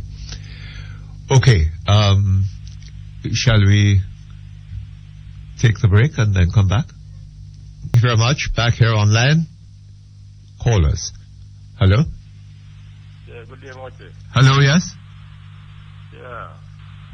I want to give my 2 cents on the 2 Would you speak into the phone more directly for me? Yeah. I want to give my 2 cents on the 2 men with them risk off. What? 2 men with them what? The risk off to the US government recently. Oh, yes. Yeah. I hope all of Jamaica can see the political implication behind the government risking off these 2 men to the US for trial, sir. You know, ever since the government lost them 4 seats in St. James. We're not hearing you very clearly, you know. I say, you know, ever since the government lost them 4 seats. Yes. In St. James from the last election. You know, alleged smugglers have been targeted, sir, you know. It has been assumed that these persons supported the efforts of the opposition in the last election. It has been assumed that what? These persons what? These persons supported the efforts of the opposition in the last general election. And as a consequence, who weren't arrested, many have to run away, who couldn't run, in hiding. So I want Jamaican people to realize what's happening, you know. Are they saying that the opposition was the beneficiary of right, of these men. Of drug smuggling? Right. Eh? Yeah, that's what they were saying. These men supported the JLP. Is that true? They lost all the seats in St. James. Is that true? Well, the government lost all the seats, so I don't know, you know. But in any event, sir, in any event, do we know, it seemed to me that we don't want to make that kind of political thing out of it, because to begin with, the request for their extradition came from the United States. It is the Americans who said that they were... I beg your pardon? We don't know that. I beg your pardon? We don't know that, sir. We do know that, sir. Right. We do know that. How do we know if they were handed over to U.S.? You know? I beg your pardon? How do we know if the U.S. they were handed over to? We don't know that. They just said that. No. We have reason to believe that it was the United States that requested their extradition, and that they have been sent to the United States. These two men were supporters of the PNP, Mr. P. They would still be in Jamaica today. Remember me tell you that. I don't know about that, sir. Right? Well, you don't know, but I know it is a a fact that the United States requested their extradition. Yeah, but if they were PNP supporters, they would have delayed that, sir. I don't know about that. Were they not PNP supporters? No, they weren't. Oh, I see. So we just want them to the political... Are you a PNP supporters? I support neither, sir. Are you a PNP supporter? I support neither. Oh, that's very odd. Because you're sounding like one to me. No, I'm not. That is a good ball. Boy, I tell you something. Yeah. Ramadan and Valentine would have loved a spin like that. All right? Thank you very much. Okay, hello? Hello, Mr. Perkins. Hi, hello. Good afternoon, Mr. Perkins. Good afternoon, how are you? Fine. Good. What's happening now? Nothing. Nothing is happening. I'm 6 years old. Eh? I'm 6 years old. You're 6 years old? What? Yes, Mr. Perkins. When were you 6? August. In August? Yes. Oh, last August? Eh? What is it? You were 6 last August? Yes. So you're going to be 7 in August coming? Yes. Oh Lord, how wonderful. And you're going to school, I take it? Yes. But you didn't go today, why? Because I have fever. Eh? Because I'm sick. You're sick? You have fever? Yeah. I hope it's not malaria. Okay. Eh? Have you been to the doctor? No. You haven't been to the doctor? But you're feeling better? Yeah. Oh, good. Good. So what is your favorite subject in school? Maths. Eh? Maths. Maths? Boy, that sounds good. I hope you're doing some studies while you're at home. Yes. Eh? Yes. Uh-huh. Yes, Mr. Perkins. Good. It's lovely hearing from you, man. You must call again. Okay. Did you have anything in mind to talk about? No. Nothing at all? No. You don't, what about the politics? You don't know anything about that? I live in St. Thomas. Eh? I live in Yalas. You live in Yalas? Yes. I know that area very well. I used to live out in Morant Bay myself. And I'm going to be a pediatrician. You're going to be what? Pediatrician. That's what you want to be? Yes. A pediatrician? Yes. Oh boy, that's very good. That's wonderful. That is wonderful. That means you're going to have to work hard, you know. You know that? Yes. Yes. And you're going to have to study a lot. Yes. Eh? Yes. Yes, man. And you prepare to do that? Yes. Very good. Excellent. So how are things in Yalas? Fun. A lot of rain? Yes. You're having a lot of rain? Yes. That may be why you have the fever. It's not falling now. Eh? But it's not falling now. What is not running? The rain. Oh, the rain isn't falling now. No rain. But you had some this morning. No. You had some this morning. No. Uh-huh. The flooding stay bad. The fog. The flooding. The what? The flooding stay bad. Oh, I see. Uh-huh. The flood. Yes. I see. You're not anywhere near the river? What is it? You're not near the river? No. No. But the flood is still bad. Yeah. I see. Well, let's hope that the water recedes quickly. Yes. All right? Yeah. Say hello to your mommy.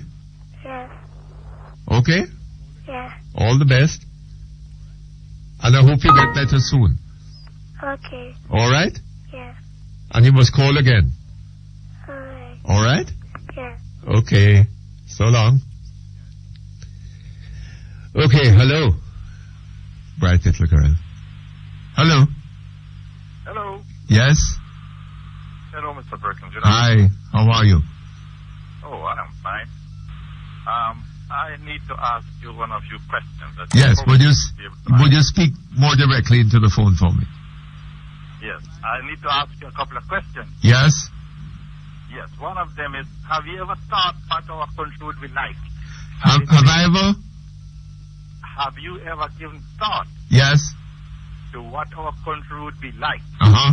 After 18 years, had we had the Labour Party government under Edward Seaga? I think it would be somewhat different. I believe, for one thing, we wouldn't have the problem that we have now. Which problem? Because we would have a government that would be respected by the people and by the law of the land. You don't think that the present government is what? Respectful or respected by the people? Respected by the people. Uh-huh. I don't think so, Mr. Perkins. You don't think so? No, I think that this government has lost all credibility. The government is what? Has lost all its credibility. Has lost its credibility. Yes, sir. But some people are saying that they're going to win the 5th term. Well, you know, with a country like this, we are like a half-baked pudding, Mr. Half-baked pudding. Yeah, you can't eat it, but you don't want to throw it away. And you don't have any gas left in the stove. Uh-huh. So you have the cake looking at it now. You have the pudding looking at it, and you don't know what to do with it. Uh-huh. And you're not in a position to say, well, you could go outside and get a couple of pieces of wood and make a fire so that you can eat your get enough heat to cook your whatever it is. Then you don't have 2 dogs outside that you can throw it to. No, the dog, you can't throw it to the dog. Eh? You don't know what there isn't anything left for you to eat. So you think it might give the dogs a bad stomach? Quite rightly. Well, what we all have here now is a case of colic, you know? Uh-huh. Colic. Yes. We don't know what to do now. We don't know how to do. This government has placed a bad state. We are in a very, very poor state. Both educationally, mentally, and spiritually. Uh-huh. Spiritually is that... but I hear the churches are having some meetings around the country, man. And that it has to do... You know, that's another situation there. If you realize what has taken place is, since the PNP has put their hand on the country, the Lord has taken off his hand. That's the reason why we are like this. Uh-huh. We're neither going nor coming. Whoever thinks that we are going, take for instance, our finance minister, after 18 years, it's the first time he's getting... Well, he hasn't been finance minister for 18 years, you know. Well, whoever they have been, they are all in the same kind of it's no better barrel, no better pork. Uh-huh. They're all the same thing. You see? But after 18 years under this administration, we haven't been getting into the first year that the IMF has given us any kind of and I don't even, it's kind of here or there, whatever it is. What he says, you can't believe him anyway, because what he says is generally 90% wrong and about 10% right. Another thing is, they transfigure our money. So, how could a government, in their own sense, have any kind of a pride? I'm not hearing you. I'm not hearing you. Can you hear me now? Little better. Can you hear me? Can you hear me any better? Yes. You're not speaking into the phone, are you? Yes, I am. Directly into the mouthpiece? Yes. Can you hear me? Yes, all right. All right. How can a government... How can any government accept money, regardless from any other country or any other company or whatever it is, even if it's a company in your own country? How could you accept money without realizing that eventually whoever lent you or whoever gave you that money is going to ask for some kind of a repayment down the road? Well, but that would be a problem with all political contributions. Well, in our country it would be, but to take it from a foreign person, that makes it double worse. Because we don't know what that foreign country will be wanting. But I don't think that is where we need to look, sir. What we need to look, what was the relationship between Trafigura and the government? It had to do with the lifting of Nigerian oil. Nigeria was giving us is giving us the oil at... Hold on just a moment. Okay, thank you very much. Back here. Hello? Hello? Yes? Yes, sir. You were trying to give me... Boy, I'm finding it even more difficult to hear you now. You sounded as if you're coming from a far distance. Can you hear me now? Yes, little better. A little better. You were trying to give me the beginning of what you were talking about, transfigure situation there. The what? About the oil from Nigeria. Yes.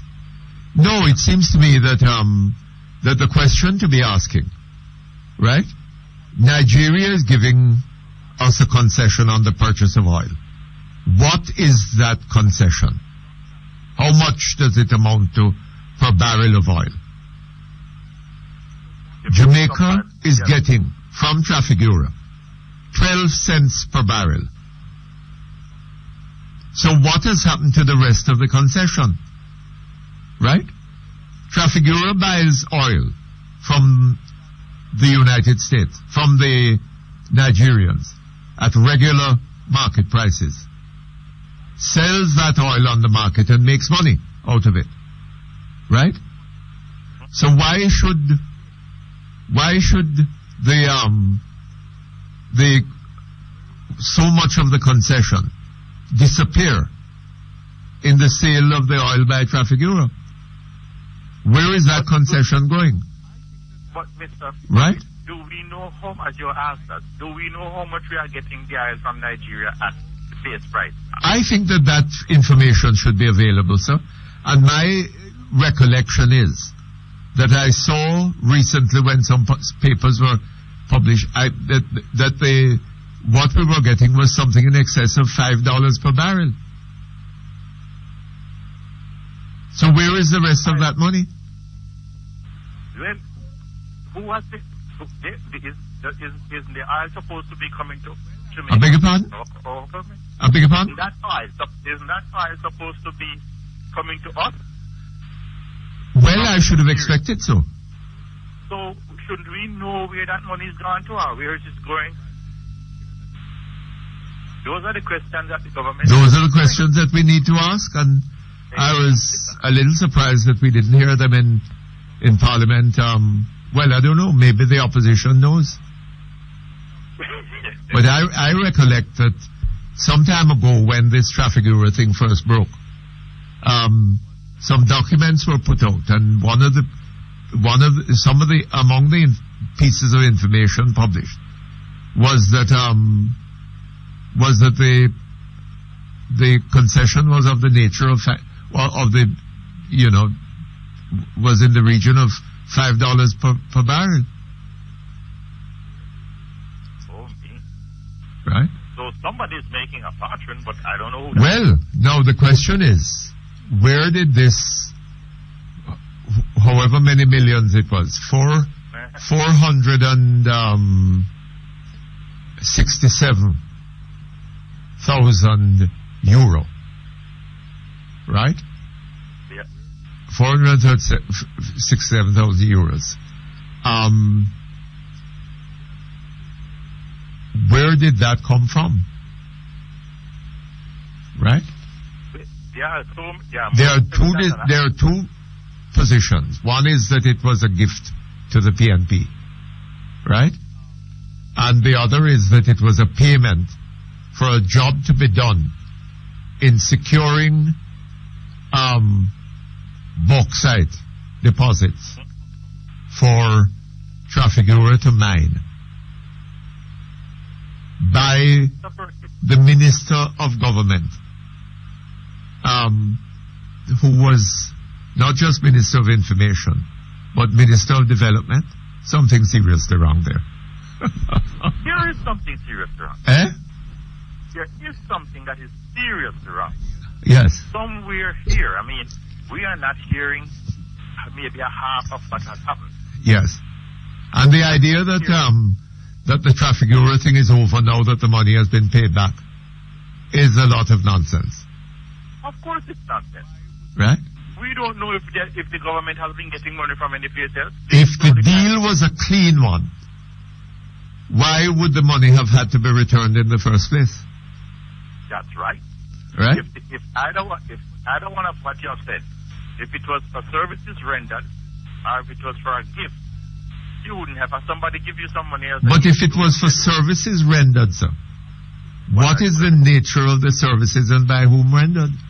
Very much so. And why was the money paid?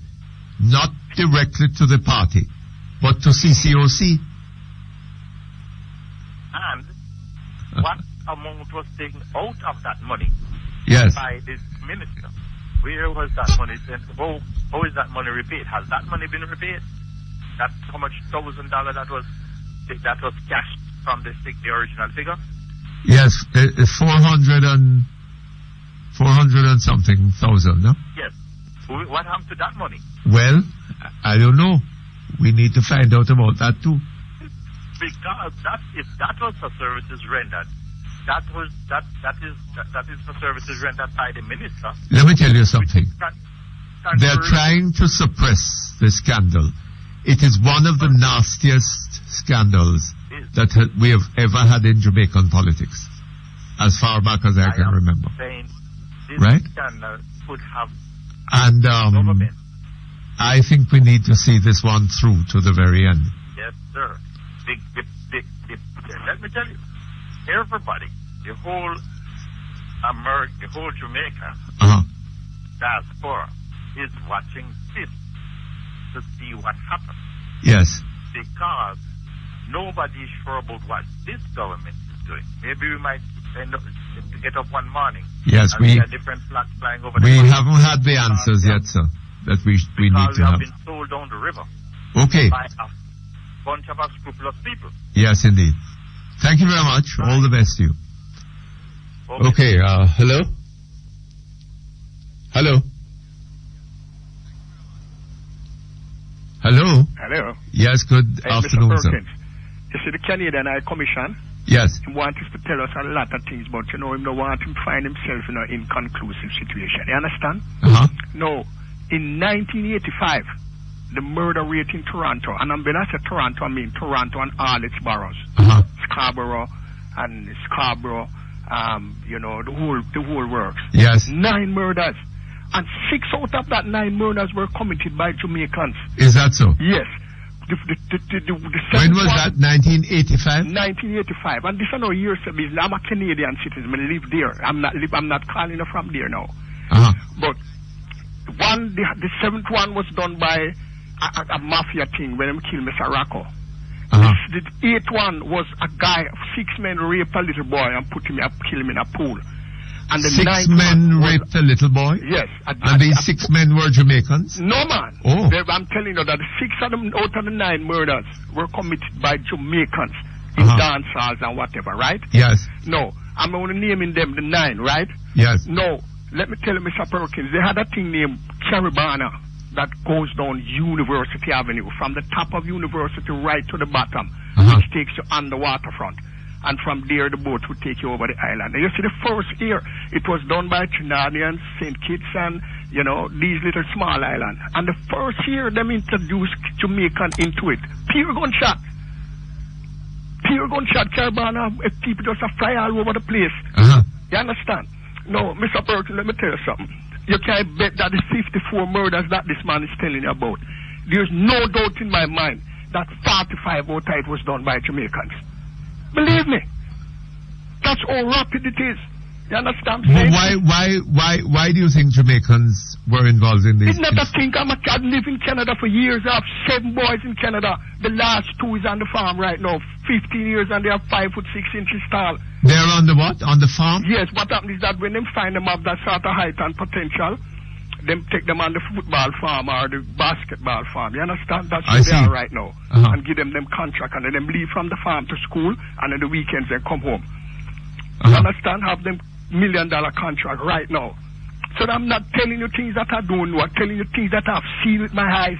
Mr. Perkins, I can remember one night at 1 o'clock the bars no sell no more drinks, right? No more liquor.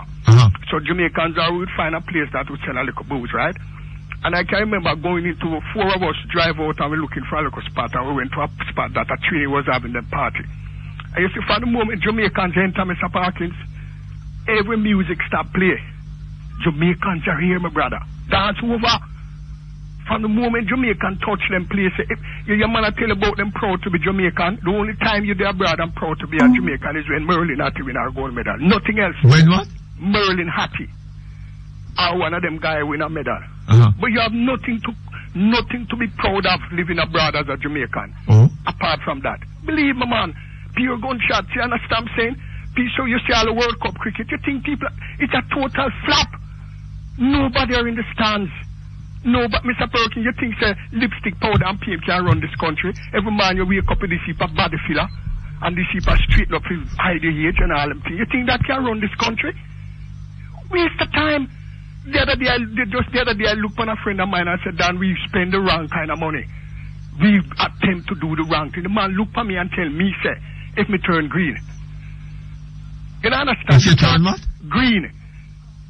Mr. Man, we make a mistake by spending $9 billion into this thing that we know is a total flop. If we spend $1 billion on football, Mr. Perkins, Sabina Park can't hold the crowd, Jared Park can't hold the crowd, no places could hold them crowd where football would dry in this country, you know. And look what we do with $9 billion. And the man come look at me and tell me, say, me change to green. So you think it would have been better to spend that money on football? Not $9 billion, Mr. Perkins. You $1 billion on football because football is the thing, you know. Football is what draw a crowd. Oh, not People cricket. just like listen to cricket. People don't like watch cricket match. People like listen to cricket on the radio, not going to watch it because that game is bored. You understand? That's why they might deal with the one-day thing, you know. Because the 5-day business cut out people, but I got them place. So when you spend $9 billion, man, the other day I see a old man going to hospital, you know. And the man admit the man to the hospital. No bed. The man say, come out, you know. And the man hang the man, you know. Grab up the man, the 89-year-old man, and have him with all him hand behind him and say, now leave. Where was this? This is what's in the Cornwall Regional Hospital, Mr. Perkins. I did there sit out from 2 eyes. A man handle the man because him not staying because there's no bed. They want the man to stay up on bench. And when I go there, I see a heap of people on the bed. I have it in my camera right now, you know. In my phone, you know. But the people them there bench are one man there for 7 days on the bench, no bed. And we take $9 billion and do a thing like this. When you look in the stands, it's a total flop, you know. I know what I'm saying. I used to be a show promoter, you know. You understand? So when you look, when you gonna make me... Hold on just a moment. Hold on. Okay, thank you very much. We're back here online. Mr. Perkins, let me tell you something. You see, Jamaicans, I know, you know, I hear you. And you've been talking and people all over the world, you know, sensitized who you are, you know. But let me tell you something. You see, the thing is, you know. People say what? People sensitize who you are. Oh? They know that you are the only man that is standing up for this country. They know that. Oh, is that so? You see, a guy come on yesterday on the radio. Mr. Perkins, I'm calling you from Toronto. And him can't speak Canadian like me. I mean, did it for years before him born, and I'm going to lose my accent. As them go there and them stay 6 months to hear them come over and tell you about Mr. Perkins, I'm calling you from Toronto, and I'm this. And you understand? You understand what I deal with? Just pure nonsense everybody I try to deal with. How long have you been Mr. there? Perkins were wrong. How long have you been there? For over 20 odd years I live in Canada. Oh? I believe me, 7 boys I have right there now. 10 boys? 7 boys. Or 7? 10 big boys. Mm. You understand? 3 from white woman and the rest from black. The 2 last one are 6'5" tall. They're only 15 years old. 3 from white woman? Yes. And the rest from black woman? Yes. I see. You understand? What I tell you? Mm-hmm. So when you hear them guys come and put on them accent for West Canada for a couple months and them see, you know, right now me see a white boy one day, you know, and him speaking Jamaican, and when I asked him who he was, himself that Jamaican, and he was here from 7 years old, and the man lose him accent, you know. Uh-huh. So how can a man lose him accent now if you leave a country when you're 7 years old? How can you lose your accent? No matter how old you grow. You can't lose it if you want to maintain it. You understand? Uh-huh. So when you hear them pan here, I come tell you this and tell you that in them little funny accent. Make them go away. You understand? Capisci Italiano? No capisci Italiano? Uh-huh. If you did could have speak Italian, Mr. Perkins, you'd have hear me a reason with my Italian. You understand? Me have potential abroad, but me love my country and come home just for nothing, you know. Come back up and see if a garbage a man come look for me and tell me. After the man know me support you over the years, ask me change because me tell him, say, look, $9 billion is a total waste to what we have to do with money right now. But you need $9 billion to put on something that you know is going to be a flop. The Soviets show you over the years that Sabina Park never draw a crowd with no cricket. Football is a thing with draw a crowd. People are interested in no cricket, and man used to listen to Roy Lawrence and all them man pan radio, you know what I mean? That's how them love listen to you. That is how people love cricket in this country, and not to watch it, to listen to it. I follow you. You understand? And you take $9 billion to put on a show. What kind of show? You know what I mean? They make this little guy right from name from St. Lucia come and skin up him teeth. And how we know if we go in a something where him know, so well then, you know, it's a total flop. When you look in the stands, it's a shame. Shame, a disgrace if a man will ever have a stage show and see that kind of crowd. Because you know, if you cancel right away and give back people their money, that's a total flop. You look for the pastors now. None of these guys will ever have a woman pastor in them church. Oh. The church, majority of the church people don't entertain woman as no pastor. I so why are know they that encourage is a woman to run this country? Are there some churches that have women as pastors? No, sir, hardly. Only the apostolics and it cause argument. You understand? No church. Blair and all the man would entertain no woman as pastor in them place. And yet they are trying to build up this woman. Lipstick, powder and paint, body filler.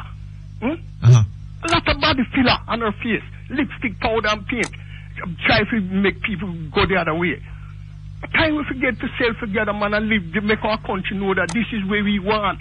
This is the direction that Mr. Perkins, you see, Costa Rica, identical the same size and population of Jamaica. Man, for the whole year, Mr. Perkins, not even a murder. And if you ever see man gun per man, it's your ball. Man what?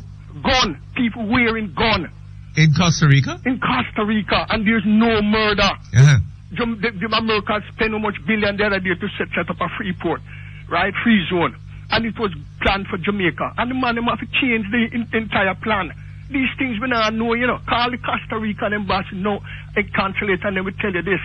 They have to take the project away from Jamaica. Biggest in the world, free zone. They have to give it to Costa Rica. Schools like dirt, you understand, all over the place. It's only Jamaica want to go on them little thing, you know, Mr. Perkins. And we can't talk as you open your mouth, sir. I'm going to tell you green or you red or something like that. I spend when you know, say, hospital, roads, here, you know what I mean, everything for people. You understand this little Canadian guy at $1 million and spend when you know, say, hospital, roads, here, you know what I mean, everything for people.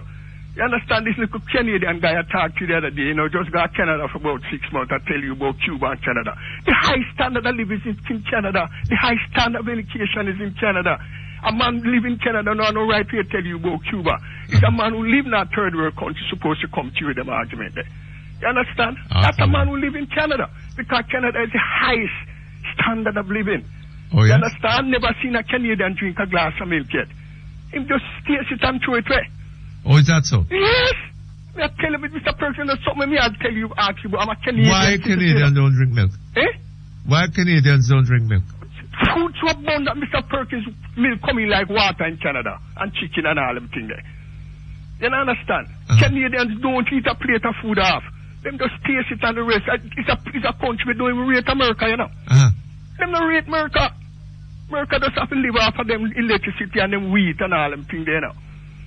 You understand what I deal with? And then you have the country run like this, man. Come on, man. $9 billion, you just throw it just like that, and poor people there all over the place. All right, sir. They must spend it on football. No, not to spend it on football, Mr. P. But if you have to choose between the two sports that you're going to choose it with. For instance, hockey is a Canadian sport, right? They're not saying they don't play baseball and things. Hockey? Hockey. But in Jamaica, we don't play hockey. But we eat hockey. You don't play hockey. No, we don't play hockey. We heat hockey. But hockey, me I saying is hockey, which is the game, the sport near hockey. Understand? But the Canadian government would never spend that money on baseball or anything like that. They would spend it on hockey if they have to spend on sports. Hockey. If we in Jamaica, if we had to spend $9 billion, it's better to spend it on football. I'll follow you. Because that's where the kids are now. They are gravitated to football games. You understand? All right, so you understand, Mr. P? You must write a letter to Dr. Davis and tell him look, this. you know, we have a grocery pick at you still, you know. What? I hear a guy was talking to you about cotton and how Canadians classify cotton as agriculture, right? And you really embarrass him and him don't come back on the program. And I hear you have guys that start telling you that you're an idiot. No, him couldn't bring that to Ronnie Thwaites, you know. Because the first thing, if you tell Ronnie Thwaites that he's an idiot, then the conversation ends. So why do you want to open a conversation with an idiot? And you must remember, don't make Diddy say love you. Because whole if a man out there with them $1,000 just go to waste. And you don't get to say a thing to you. Understand? I told the man he was an idiot. Eh?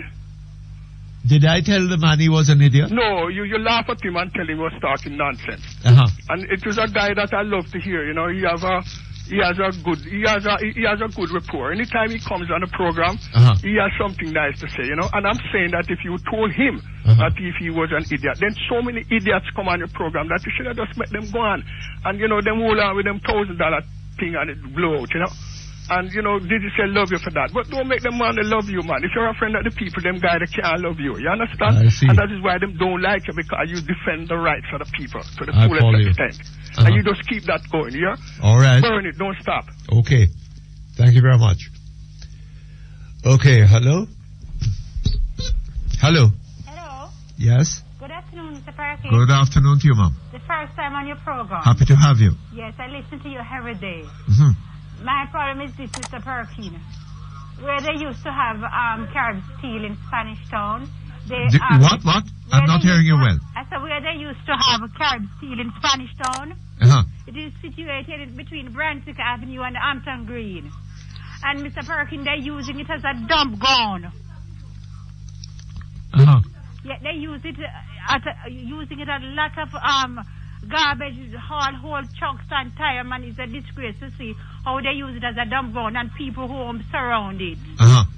And I don't know if you could help us, that we could get some help for them to stop dumping those whole heap of garbage around there. Yes. Because there are a lot of old tires and it is rainy season now. I know they're going to breed up mosquito and we are having a problem with malaria. Yes, so I'm just voicing my few words that if you could... Who is your MP? Please? Who is your MP?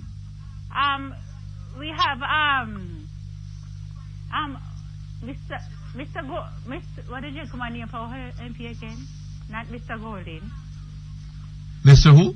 I think doctor, where's the doctor name again? I forget him. He's a doctor, but I forget his name right now. He's from Spanish Town. He's our NP, but I don't remember his... Have you spoken to him about it? No, sir. Why not? I think it's true, you know, Mr. Perkins, you are such a good help to Jamaicans. I beg your pardon? You are such a good help to Jamaicans, and I think you would help us first. Because I know that you have done so much for us in Jamaica. Yes, but, well, I don't know about that, but it would seem to me, Mum, that the MP would be able to do something, or should be able to do something for you immediately. Okay, Mr. By speaking to the persons concerned, you know? Yes. Okay? Okay, Mr. Perkins. Good. And continue to help us as Jamaicans. Okay. Yes. Thank you. Okay, hello? Hello? Hello? Mm-hmm. Mr. Perkins? Yes, sir. Good afternoon to you. Afternoon. How are you? Not too bad. Good. I sent you an email yesterday, but I never had a chance to listen to the latter part of the program. Yes. So I don't know if it was read. But I just like to call and just touch on three things very quickly. Yes. The first thing is that I'm a little concerned. I've observed that the government is now forming a little habit in Parliament to respond to questions regarding national issues by accusing the opposition of trying to score political points. It's pretty interesting because after sending you the email yesterday... After what? After sending the email yesterday, I was about to send you a second one on that issue when I heard you touching on it. And but I felt that it's something that shouldn't just be mentioned in passing, but something that really should be emphasized because I think it is sheer dishonesty. You're asked a question about something of extreme importance to the country, and your response is that we should stop playing politics with something serious. You know, I don't know. I don't know. There's something about this. There's a dishonesty that seems to be with this government that is really getting to me. There is something that leaves a bitter taste in my mouth every time I remember it. I remember very clearly, you mentioned it over and over. I was appalled when I went home one Saturday night, looked on my television screen and saw police shooting, just holding the gun up and shooting into West Kingston. Yes. And you know what happened after. Yes. And then when my fellow Jamaicans were slaughtered, and for me, it was a disgrace that the Prime Minister himself, Mr. Patterson at the time, was not the one to have been insisting that he wants a commission of inquiry. Did you say the Prime Minister herself? No, himself. Mr. Patterson at the time? Himself, Mr. Patterson. Oh, I see. My mistake if I said herself. The then Prime Minister. No, if you would think that as the head of a country where hold on just a moment for me, sir. Okay, thank you very much. We're back here online. Hello? Yes, sir. Yes, I was saying that that in any other country, you would have expected that the Prime Minister or the head of state of that country would be outraged at the slaughter of its own citizens like that. But interestingly, it was not Mr. Patterson, but Mr. Siaga who insisted on a commission of inquiry. Yeah. And you remember the story how Justice Isaac was brought in, and when there were ample reasons to question whether he would have been impartial in his judgment, and Mr. Siaga raised an issue. I was really quite saddened by Mr. Patterson's remark. His response was, I am not a man who asks for something and then when I get it, I can't handle it. You know, with a smile on his face, when we were dealing with an issue that involved the death of persons, my fellow Jamaicans, whose bodies were left in the streets to be eaten by dogs. What did Mr. Patterson say? I am not a man. I am not a man who asks for something, and then when I get it, I can't handle it. Oh, I see. Because Mr. Siaga had demanded the commission of inquiry, but then when the commissioner was named, he had an issue with it. And that's the best response that Mr. Patterson gave. No, it smacks at dishonesty for me, and I see the same thing coming out when in Parliament Mr. Simpson Miller is being asked about Traffic Bureau, and is suggesting that the JLP, the opposition, should not play politics with a very serious issue. Yes. It was rather sad, really, really very sad. But what I found, but I find something a little odd about a politician saying that you mustn't play politics with a serious issue. Oh boy. That is like a footballer saying you mustn't play football with a good ball. With a good ball. You know, it's I don't. If it wasn't so serious, it would really be funny.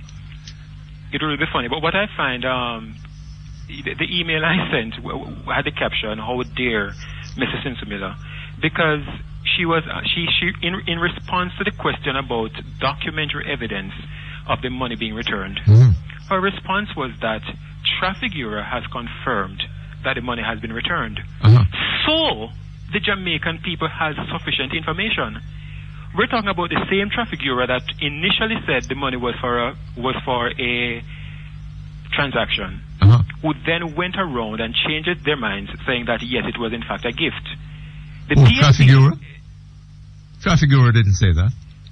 Yeah, I think I thought they no man, Traffic Bureau insisted that it was for a payment for a commercial transaction. Right, but I've read a further report. It must have been, I don't know if it was the Observer or the Gleaner I read, where they finally come around and say yes, it was a gift.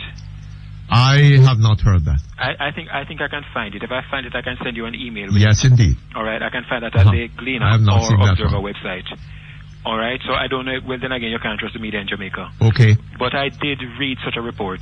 Okay, the government itself initially said it was a gift. Or no, I don't remember what the initial thing is. But two things are coming out. One, it was for a transaction. Two, it is a gift. Yes. All right, so you don't know what to say, and then. And Sister P seems to be very confused on that issue. Yes, to this day. But at the same time, the Prime Minister is telling us. Are you telling the government that Jamaica, the people, have sufficient information? No, I don't think so. There are a number of issues that need to be clarified. The final thing before I go, because I know there are other persons who want to call, is that I keep hearing the amount spent for the World Cup, and deep in my mind I want to think that I'm hearing $9 million, even though I know that $9 million cannot build a stadium in Trelawney. But is it really true that the amount spent for the World Cup is $9 billion? This is what has been said. Yes, lot of money. No, the first round is about to end pretty soon. So that will be it for Jamaica. I'm saying the first round of the World Cup is about to end pretty soon. Yes. So that will be it for matches in Jamaica. I think so. I think that there is one semi-final. One semi-final. That is to be played here, yes. I see.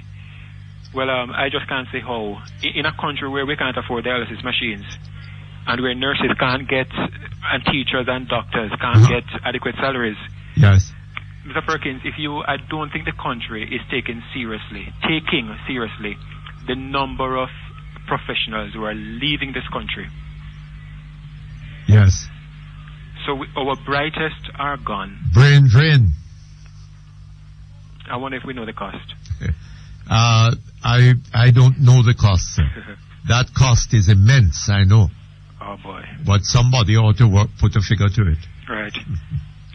I really hope and trust, though, that yourself, I appreciate the fact that you're not letting it go, and I really hope that the opposition will be a little bit more vigilant regarding this Traffic Bureau issue. All right, sir. Because in the words of Mrs. Miller itself, it's a very serious issue. It is a very serious issue. And should not be buried. Okay. Okay.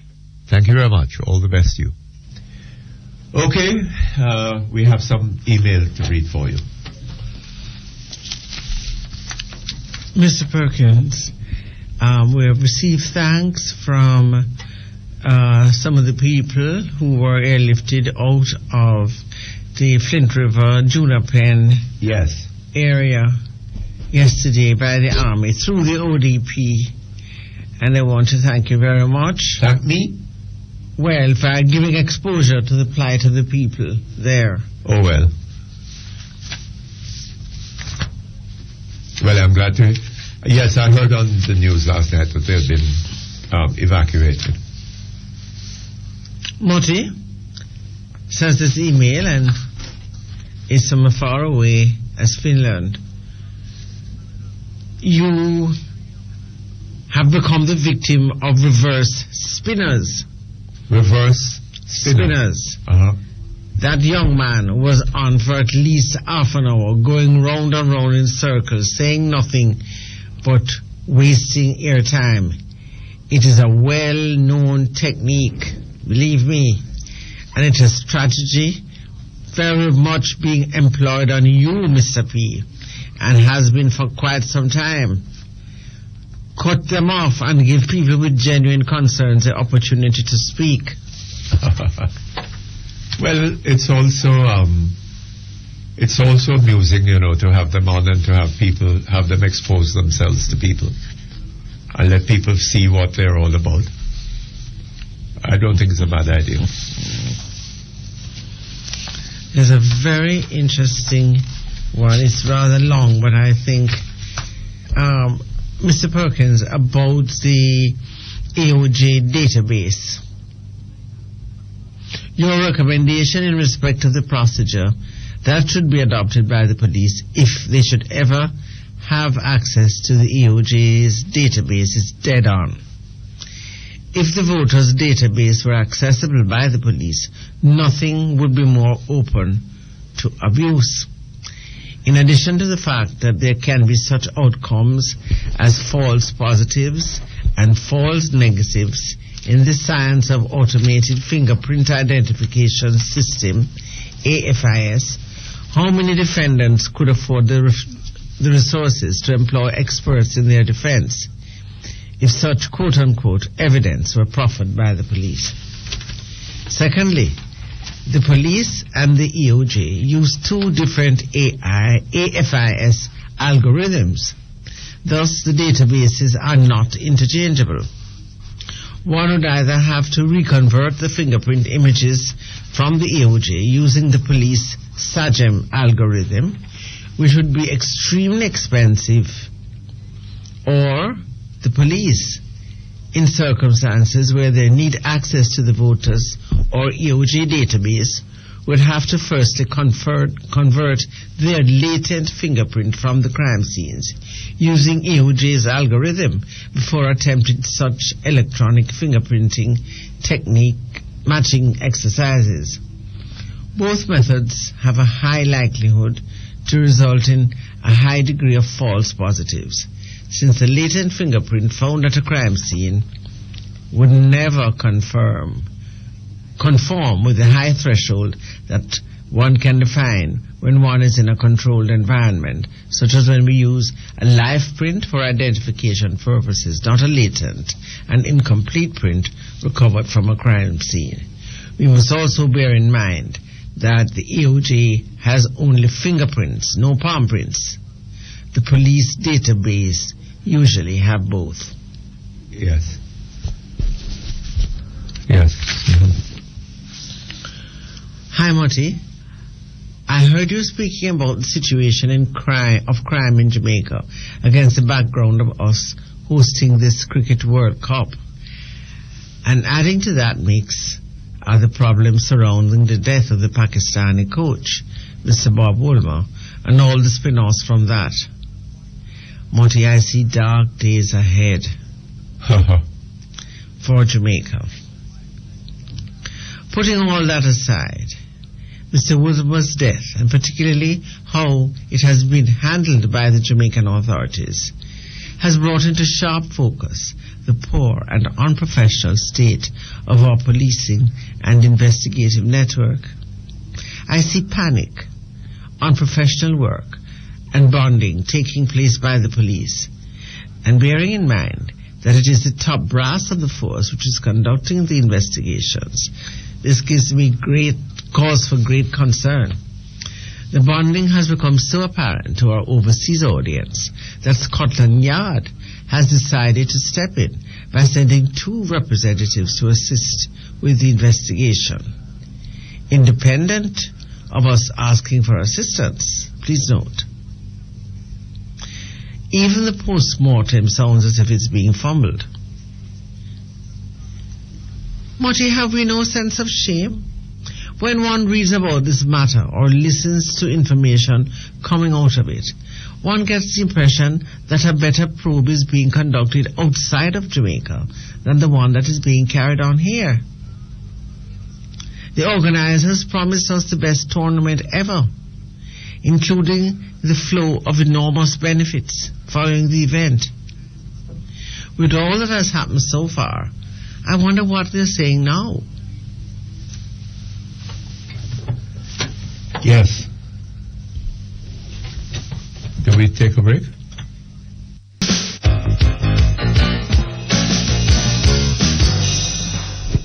Okay, thank you very much. We're back online. We'll go back to the emails. Hello, Mr. Perkins. Why do people keep talking about colonialism, saying it's the root for all economic failure? Mr. Perkins, the United States was once a colony of England. That is true. Korea was once a colony of Japan. Yes. Both economies are thriving, especially Korea. Black people need to stop blaming whites. No white man went into the bushes in Africa. It was the blacks who sold other blacks to Arabs, probably thousands of years before they decided to start selling other blacks to Europeans. Britain itself was once a colony of Rome. Look at the current state of Africa. Or England, at least. Look at the current state of Africa. No, I don't want to go back to the motherland Africa. I'm interested in Jamaica. I want to build Jamaica. I want to see Jamaicans educated and prosperous. Yes. Colonialism doesn't explain our failures, nor does slavery. Right? In fact, that reminds me, Professor Nettleford is to address the United Nations on the subject of slavery. Yes, shortly. I'm not sure which day it is. In Zulu, I presume. Eh? In Zulu. In what? Zulu. You mean what language he'll speak? Yes.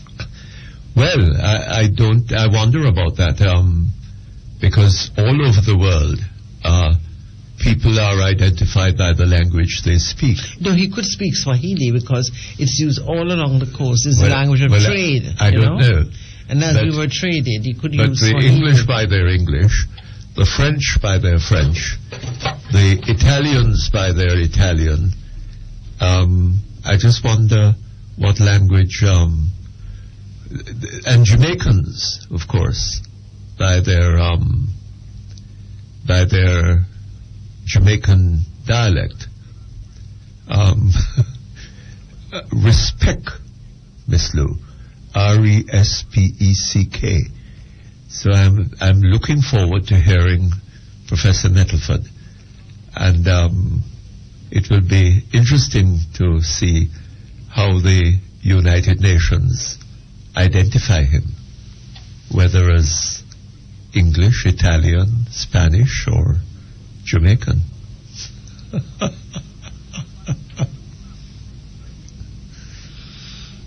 Or, as you say, Zulu or Swahili is the language. Swahili. It's the language of trade along the coast. Well, East absolutely. Coast coming up. Absolutely. And interesting to hear the professor, man. Yes. What we must have respect.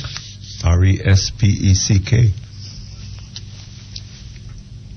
Back to the emails. Sir? Go ahead. Go ahead to the email. Hey, Mutty. Why don't you shut up your mouth sometimes and facilitate discussions and stop trying to win every point? On what? Stop trying to win every point. It appears that you are stuck in high school, in the high school era, when you must win at all costs. When you had that discussion with Mr. Chuck, the gentleman was just trying to suggest that the opposition, Mr. Chuck, only talk instead of opposing. That is, only do talk instead of doing. You were so eager to tell the caller that he did not know what he was talking about, that you missed the point that he was trying to make. He was not defending the PNP. Sometimes you need to listen and shut up your mouth and give your callers time to frame their points. Please remember, this is only a feedback. May I ask, he might have told me what it was that the caller was trying to say. Well, the caller was trying to say that Mr. Chuck and his party, I suppose, oppose. But what was it that Mr. Chuck could do?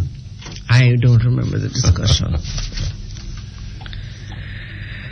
Hello, Mr. Perkins. I'm writing on behalf of the hourly paid workers of the St. Anne Bauxite Company. This is my second letter to you. This company was formerly known as the Kaiser Bauxite Company. For the past 4 years, this company deducted over $10 million from the salaries of hourly paid workers. We were not given back a dime. Efforts to get this money to this day has been unsuccessful. Mr. Perkins, now that the LNG deal has fallen down and it doesn't seem as if Kaiser Bauxite is going into any expansion, no matter what the spinners say, does that mean that our money is dead? What was this money taken from the workers for? Do they have a union? Well, they must. I believe Mr. Lambert Brown. Lambert Brown. We must try and get hold of him and ask him about this. The hourly paid workers of the St. Anne Bauxite Company, formerly the Kaiser Bauxite Company. Well, he should be able to wangle it for them, especially now.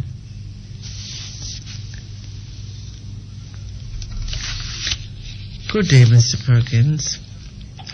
Please remind the caller who was just talking about the benefits to be derived from the government exorbitant spending of money to host the World Cup, about the lady who called you a week or so ago and told you about a friend of hers whose baby was born premature in the Cornwall Regional Hospital and died there while waiting to get a premature child support machine. There's only one machine at that hospital and it was already taken, so the baby died. Imagine, only one such machine. Was there only one machine at Cornwall Regional Hospital? I'm not sure that she said that, but I would be very surprised to find that there is only one child support machine at the premature baby support at the Cornwall Regional Hospital. Mr. Pickering, I'd be very surprised. Would be able to help us with that.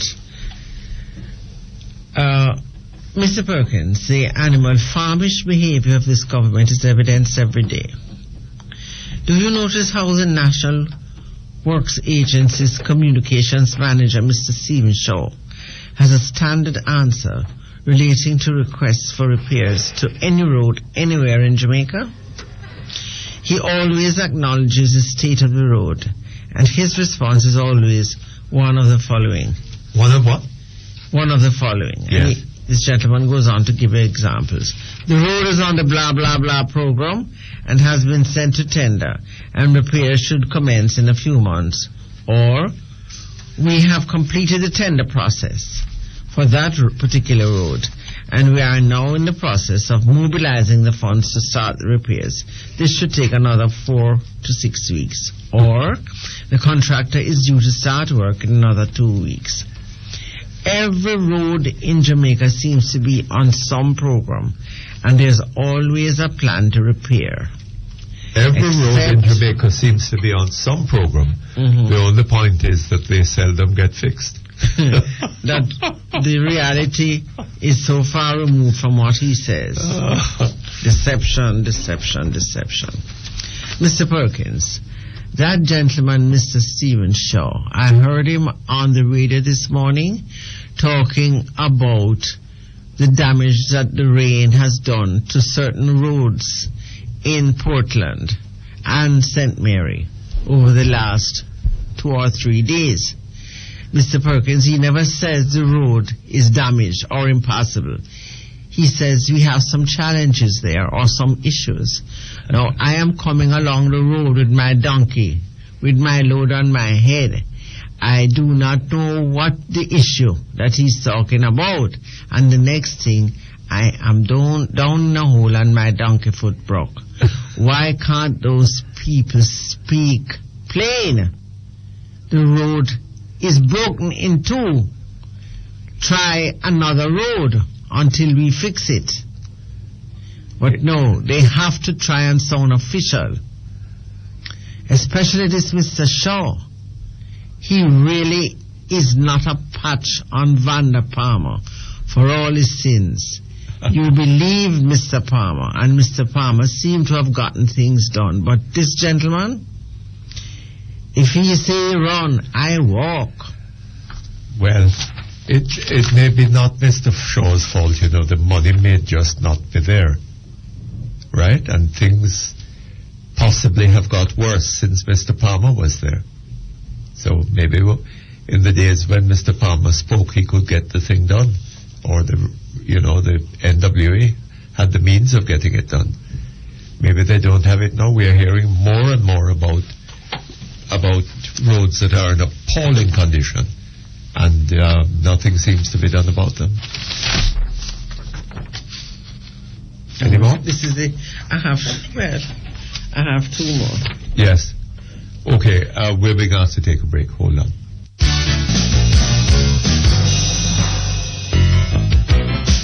Okay, we're back. Mm-hmm. Just finish up your email. Mr. Perkins, I'm a regular listener to your program on the internet. I'm in the UK. And it's been quite a blessing in the last couple of days. I would like to add my bit to the issue of Cricket World Cup.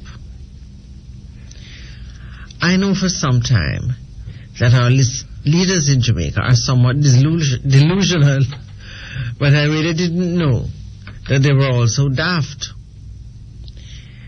Mr. Perkins, speaking plainly, who in their right mind would want to go to a crime-ridden nation to celebrate Cricket World Cup?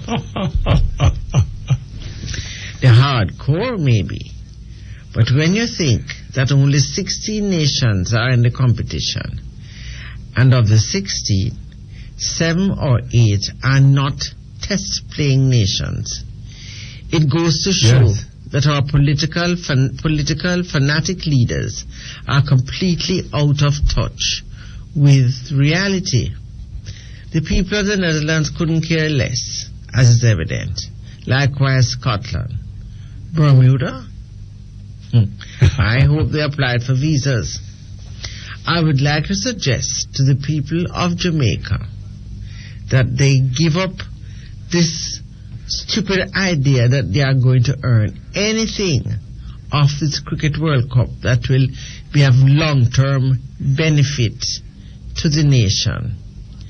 It is a grand puppy show which bears out Lee Kuan Yew's judgment of us that we are a calypso nation.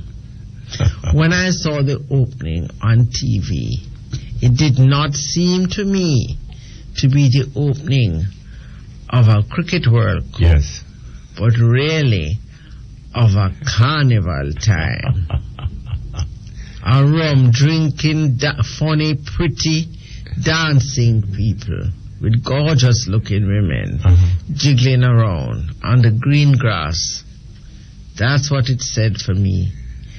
I didn't think that you're right. the opening of the Cricket World Cup had the dignity of a Cricket World Cup as a spectacle. It was fantastic. But was it about cricket? It seemed to have no relevance to cricket. You're right. And finally, Mr. Perkins, could you explain to me why is it that our goodly Prime Ministress had to go and beg the Prime Minister of Trinidad, our brother in the CSME, to run to Mr. Chavez and help us out with a little LNG? I frankly have not heard it said that Sister P did that. Mr. Perkins, neither Mr. Chavez nor the Prime Minister of Trinidad can help in this matter. For the last 2 years, at the constant urging of Mr. Dennis Morrison, expansion of the bauxite industry has been at the forefront of the PNP's achievement. They would always add in how much billions was going to be derived from this bauxite expansion and employment, etc., etc. All of this they would add in to impress the nation. It is also part of the late P.J. Patterson's legacy. Now, Mr. Perkins, we may not get the LNG. Therefore, what about the much vaunted bauxite expansion, Mr. Morrison and Dr. Davies? What about the employment of 20,000 extra people in that industry? This is a case of counting your chicken before they are hatched. Well, don't worry, sir. We have discovered oil, but only we haven't located it.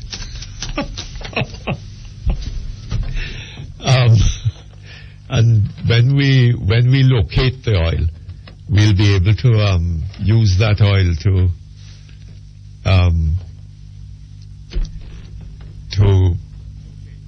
do all the bauxite expansion that we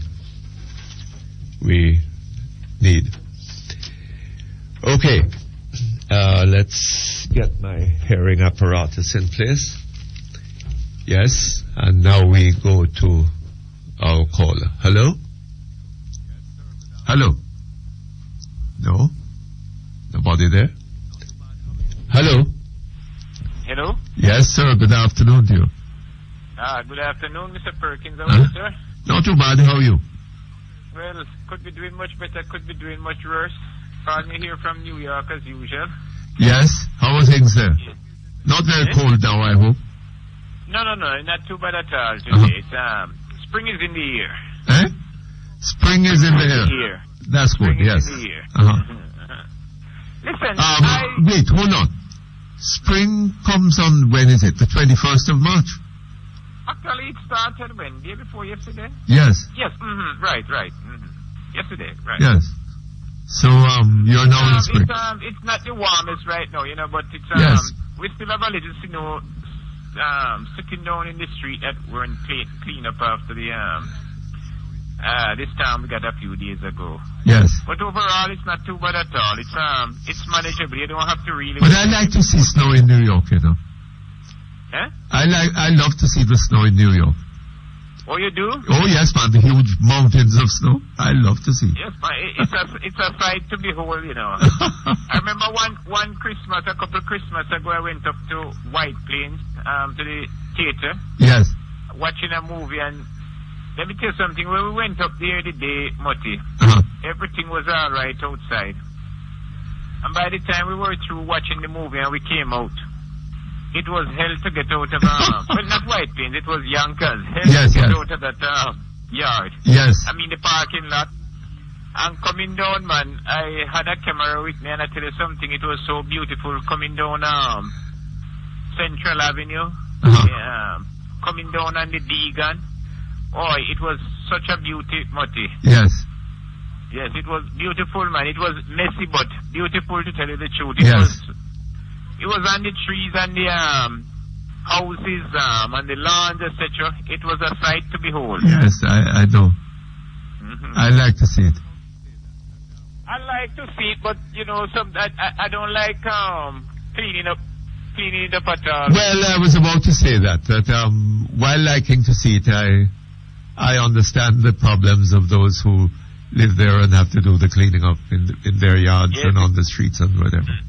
The cleaning up can be very messy. Yes. I had a bad experience one morning, you know, Mr. Perkins. I was outside cleaning my car, and I have a German Shepherd, a very big one. So the dog was outside watching me cleaning the car and jumping up on the car, jumping this, you know, and I was passing it on him every once in a while, and he was jumping at it. And this fellow came up and decided to, I guess he was admiring the dog, staring at the dog and myself. And all of a sudden the dog started staring at him. And the next thing, the dog rushed over to the fellow Mutty and he grabbed up that fellow. You know what saved him? The fellow had on a heavy coat, a very heavy one. So when it grabbed on his elbow, it was the coat it grabbed onto. So I was so frightened, I dropped my stuff and ran over to the dog and grabbed the dog. So the guy started laughing. I said to him, I don't think this is a joking matter, you know. I think you should just proceed because you are sending the wrong signal to the dog. Mutty, I was frightened because the dog had a strike against it already. It was down in Central Park one day and it grabbed up a little dog. It thought more or less, I think it was a Chihuahua. It thought more or less it was a toy and it grabbed up that little dog and was heading out in the pond with it. And when we finally got a hold of that dog, I was trying to get away the little dog from it. It just wouldn't let go. You know, it had a strike against it at that point, and 3 strike and it can be out. So that one that morning really got me nervous. Yes. Anyhow, so much for that. Now, I saw something this morning in the New York Daily News. Yes. Suicide or murder. Cricket world shaken by suspicious death of Pakistani coach. Now, I am wondering what is going on here, Mutty. I'm going to read a quote to you. Yes. This is a direct quote from one team member, Pakistani team member. Somewhere along the line, we are getting some conflicting messages about what transpired with Mr. Wilmot's death. Here goes. Wilmot's death has some connection with the match-fixing mafia. Team member Safraz Nawaz said, insisting that Pakistani bookies had followed the team to the Caribbean. I've been saying this for the last 4 days, that Wilmot's death is not natural, but it's a murder, Nawaz said. You heard that? Well, sir, I don't know. We first of all got the impression that it was a natural death. An autopsy was done, and the results of that autopsy was said to be inconclusive. And then we have since been hearing that that from our police that there were reasons that gave rise, or factors, elements that gave rise to suspicion about his death. And then we are now hearing that that he may have been strangled, right?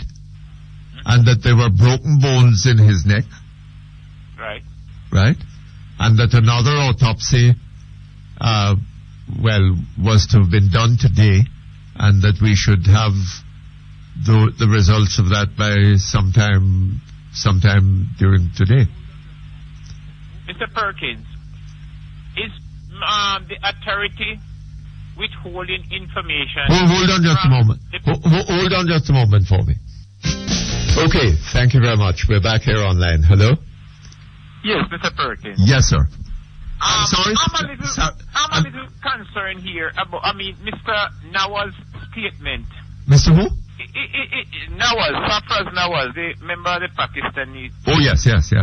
Who is saying that the mafia, the the match-fixing mafia follow the team from Pakistan into the Caribbean. Well, we were hearing that Interpol and other police organizations, they were supposed to be watching out for people they had on watch lists that they did not want to be coming into the country and everything. What happened here? Look, sir, we don't know. I don't know. First of all, I didn't hear him saying that. But wait, say that again. I say I didn't hear Mr. Nawaz. His name is. I didn't hear him say that. Nawaz. Remember, he was a Pakistani fast bowler at one stage. I think he's now a legislator in Pakistan. Oh, I see. If he's not a legislator, no. Yes. I did hear. Yes, I remember that. But I don't know. I don't know what is going on. I don't know. Something is just not adding up here, Mr. Perkins. Yes. Let me read another little piece from the article to you. Fuel in homicide rumors are report that Wilmot's hotel room was spattered with blood, vomit, and feces. We heard that at the beginning. Yes. That he had scratches on his throat. Well, no, we are hearing that only now. You're hearing that only now? Yes, we heard that since yesterday, I believe. This article, you see, Mr. Perkins, is it's very troubling. Very troubling. I know, let me run through a little more of it for you. Hours after Pakistan cricket team suffered a humiliating defeat at the hands of Ireland, coach Bob Wilmot was found dead in his Jamaica hotel room, and the World Cup has been gripped by intrigue ever since. Was Wilmot so depressed by his team's loss that he killed himself? Did a gang of gambling thugs poison him? Was he killed to stop publication of a tell-all memoir? Those were just some of the theories that emerged after Wilmot, a former England batsman, was discovered unconscious at the Pegasus Hotel in Kingston on Sunday night. So far, Jamaican police have said only that an autopsy on Wilmot was inconclusive and that his death has been deemed suspicious. Although cops were quick to say that the probe is not yet a murder investigation, others have already declared Wilmot a victim of foul play. Wilmot's death has some connection with the match-fixing mafia, team member Safraz Nawaz said, insisting that Pakistani bookies had followed the team to the Caribbean. I've been saying this for the last 4 days, that Wilmot's death is not natural, but it's a murder, Nawaz said. Fueling homicide rumors are report that Wilmot's hotel room was spattered with blood, vomit, and feces, that he had scratches on his throat, and that his mouth was wide open. Others speculated that Sunday's defeat, which eliminated Pakistan from the World Cup, led the coach to take his own life, or that stress doomed him. His wife, Gil Wilmot, told an Indian television station that he was in good health and was not overly despondent about the shell-shocking by the West Indies and Ireland teams. She also dismissed the idea that he was killed, saying he never had any dealing with match-fixing cabals and that his upcoming book doesn't deal with gambling in the cricket world. I don't see any conspiracy in his death, she told NDTV yesterday. Well, all of that, sir. What paper was that from? It's from the New York Daily News. That's today's issue. Yes. Well, at any rate, so it doesn't point, it points elsewhere, not to Jamaica. Yes, but you know what bothers me now? What Mr. Nawaz is quoted as saying in the Daily News here. Did he talk to the Jamaican authority, or did he just talk to the? Who was he talking to? Well, I don't know. That's my question. I don't know, sir, but that isn't directed at Jamaica. It's directed elsewhere. If he was murdered by people having a connection with bookmaking. That's what's being suggested there. Okay. That's what he's saying. No. Anyway, thank you. We have to go, eh? Thank you very much. We're back online. Hello. Good afternoon, Mr. Perkins. Good afternoon, sir. How are you? first, would you speak up a bit for me? I have no further light to shed on the Bob Wilmot case. You have no further light to shed? No. But before I come to what I want to talk about, I wish to thank that caller from Canada for his kind words. Though I must agree with him that those PNP propagandists who call to abuse you and who you so often give so much time, their discourses are not at all interesting and rather boring to listen to for such length of time as you often give. I see. Anyway, I would like to say a bit about that case of the students at the Manchester High School and your statement this morning and other times about our society suffering from a rot. Now, to say that society is rotting is a figurative statement, so you can't directly deal with curing social rot. One has to be a bit more specific. So I'd like to say that the real problem of our society is a spiritual malaise, in which spirit is defined according to the dictionary as animating principle or influence or mental or moral tendency.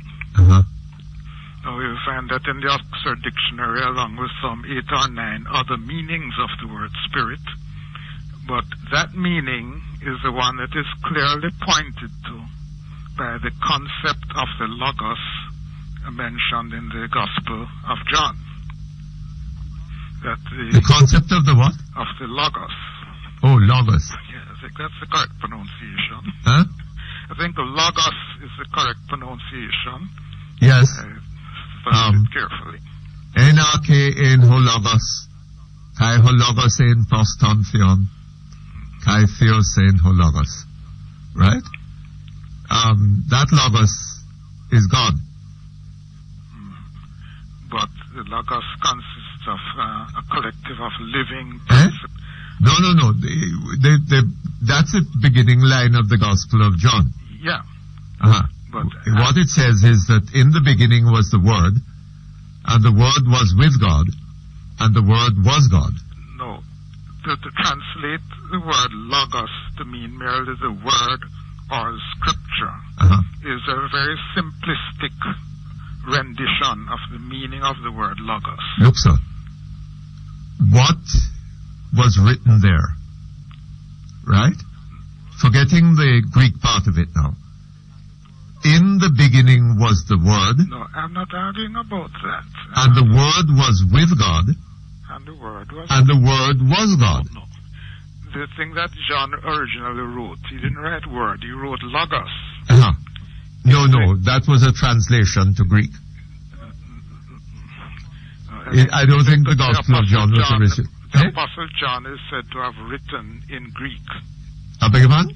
The Apostle John wrote his work in Greek. Did he really? Yeah. I don't know of that. And the writers of the King James Version, now you can check on that in the Encyclopedia Britannica. That's where I got that from. I see. And the writers of the King James Version translated it to English, where they use, as the rendition of Logos, they use the word. Well, that's what Logos means. No, I'm saying Greek. That is a simplistic meaning. Or a more enlightened meaning, again from the Encyclopedia Britannica. The Greek word Logos means word. That's what it means. No, that is one rendition of it. There are few things that can be translated only one way. And according to the Encyclopedia Britannica again, which I find to be a very informative publication, and according to what I have heard from some of the many preachers of the gospel to whom I listen, the word Logos may also be conceived of as a collection of living principles. not merely scripture Well, or word, but that is beyond thee. Anyway, what is the point you want to make, sir? The point I want to make is that the malaise of our society is a matter of spiritual illness. For instance, we have in our society a spirit where spirit is considered of as mental attitudes and influences, mental principles and mental tendencies. We have in our society a spirit of degradation, which is very prominent in our society. Now, whereas on the one hand, some people may adopt a spirit of piety in the hope of a better life in the hereafter, we in Jamaica adopt a spirit of degradation in the hope of getting the good things of life more cheaply, with less effort. So we degrade. I don't know if that is it. It may be that that people see this as the only means of getting some of what they would want. Yeah. Well, maybe they simply aren't prepared to do whatever greater effort is required to get those same things. Now, for instance, if you degrade a woman by raping her, you can get her for no money at all. If you want to get her otherwise, you may have to get some... All right, sir. I'll tell you what. We're short on time. Okay? And we have quite a lot of callers. Thank you very much. Okay, hello? Good afternoon, Mr. P. How are you Good afternoon. Not too bad. How are you? Not too bad either. Rain in St. Mary? Yes. Oh, Lord. It's broken a little bit since morning. I went to Portmore as well, and there isn't any rain down there when I left. Well, I believe our weather man, what's his name? Alan Archer. Yes. Predicted some rain, no? More for this afternoon. Yes, but I don't think he actually had rain in Sabina. At Sabina Park. Yes. Well, so that's good. In the 40s, late 40s, when the first came here, it was known as Sabina, you know. It was? They called it Sabina. That's what they call it. Oh, is that so? Yes. When was this? About 47, 48 tour when England came here, captained by Gobby Allen. I didn't know that pronunciation, sir. I always knew it was I Sabina. with it. Sabina Park. Anyway. I listened to the club this morning. I only call it the club. Yes. And I listened to Mr. Basdio Pandey, former Prime Minister of Trinidad. And believe me, if I had my way or the wherewithal, I would be in Trinidad this afternoon. Because I want to hear what he's going to disclose at a public meeting. Yes. Yes. The spinners try goading him for him to say something. Give us a hint of what he's going to say this evening. Reasonable.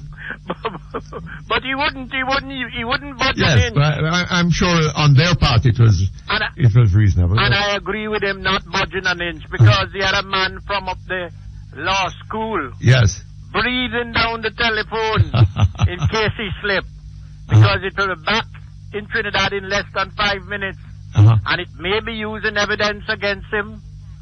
So he was very slick in not yielding to the temptation. Well? Anyway, move on. Our Attorney General, my friend, the learned Arnold J. Nicholson. The what? The learned Arnold J. Nicholson. That man. I heard him talking about Friday when they sent, Friday after the appeal was disallowed, was turned down. Mr. Phipps could have get in touch with him by phone. Is this the way we run our judiciary now? Well. By phone? Well, I don't, this wouldn't be the judiciary, this is the executive. Well. He's a member of the executive. It has concretized my belief in the CCJ that any justice is only a phone call away. It's only a phone call away. And we shouldn't handle it like we're handling a fish and chip shop. I know of a man named Morrison, otherwise known as Storyteller. Yes. Storyteller. Oh, he was a man, no? that was shipped off to the United States on one charge. Yes. And when he got there, was tried for something else. Tried for something else. Yes. They did storyteller Morris and that. Now, this one now, they know jolly well that there was an aftermath. Something was coming.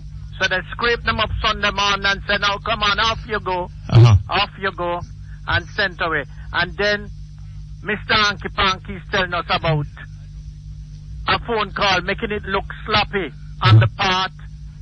I don't think that lawyers function in that sort of way. So I don't believe it. I don't think that they would have expected that he would have been shipped off by Sunday morning. I don't accept that either. And it is sad. It saddens me to know that took place. Because it happened already, and the argument it will never happen again. But this is all over again. Particularly when there's a case at the court, at the Privy Council. Privy Council. Yes. Involving the constitutionality of the law relating to. And I was pleased to hear Mr. Pandey, although I'm not a fan of his. He says he has got a case at the Privy Council. Yes. Not the CCJ, you know. At the Privy Council. Yes. Bazio has got his case. No. And they're goading the opposition to comply with them to discard the Privy Council. Well, I seem to remember that when he was in office, he was in favor of the CCJ. Yes. And when he left office, he had a sudden change of conscience. A sudden change of conscience. You see, when it happened to me, it's all right. But when it happened to me, I tell you. Now, I hear a little thing about the chest hospital that they've sent the one specialist doctor that they sent him off on leave. Yes. I hear that they're out to do some bumble down with that place, you know. You mean, the chest hospital. Yes. They are up to something with that place. Oh? Yes. Don't bother believe it. It's just straightforward that you just send him off and leave, and the place is like that. They're reserving that place for something. Oh? That is well, I've heard rumors of the kind. Yes. That they're going to get rid of the hospital. Yeah, exactly. Well, I believe every word of it. I don't know, sir. I wonder very seriously whether they could be. That would be crazy.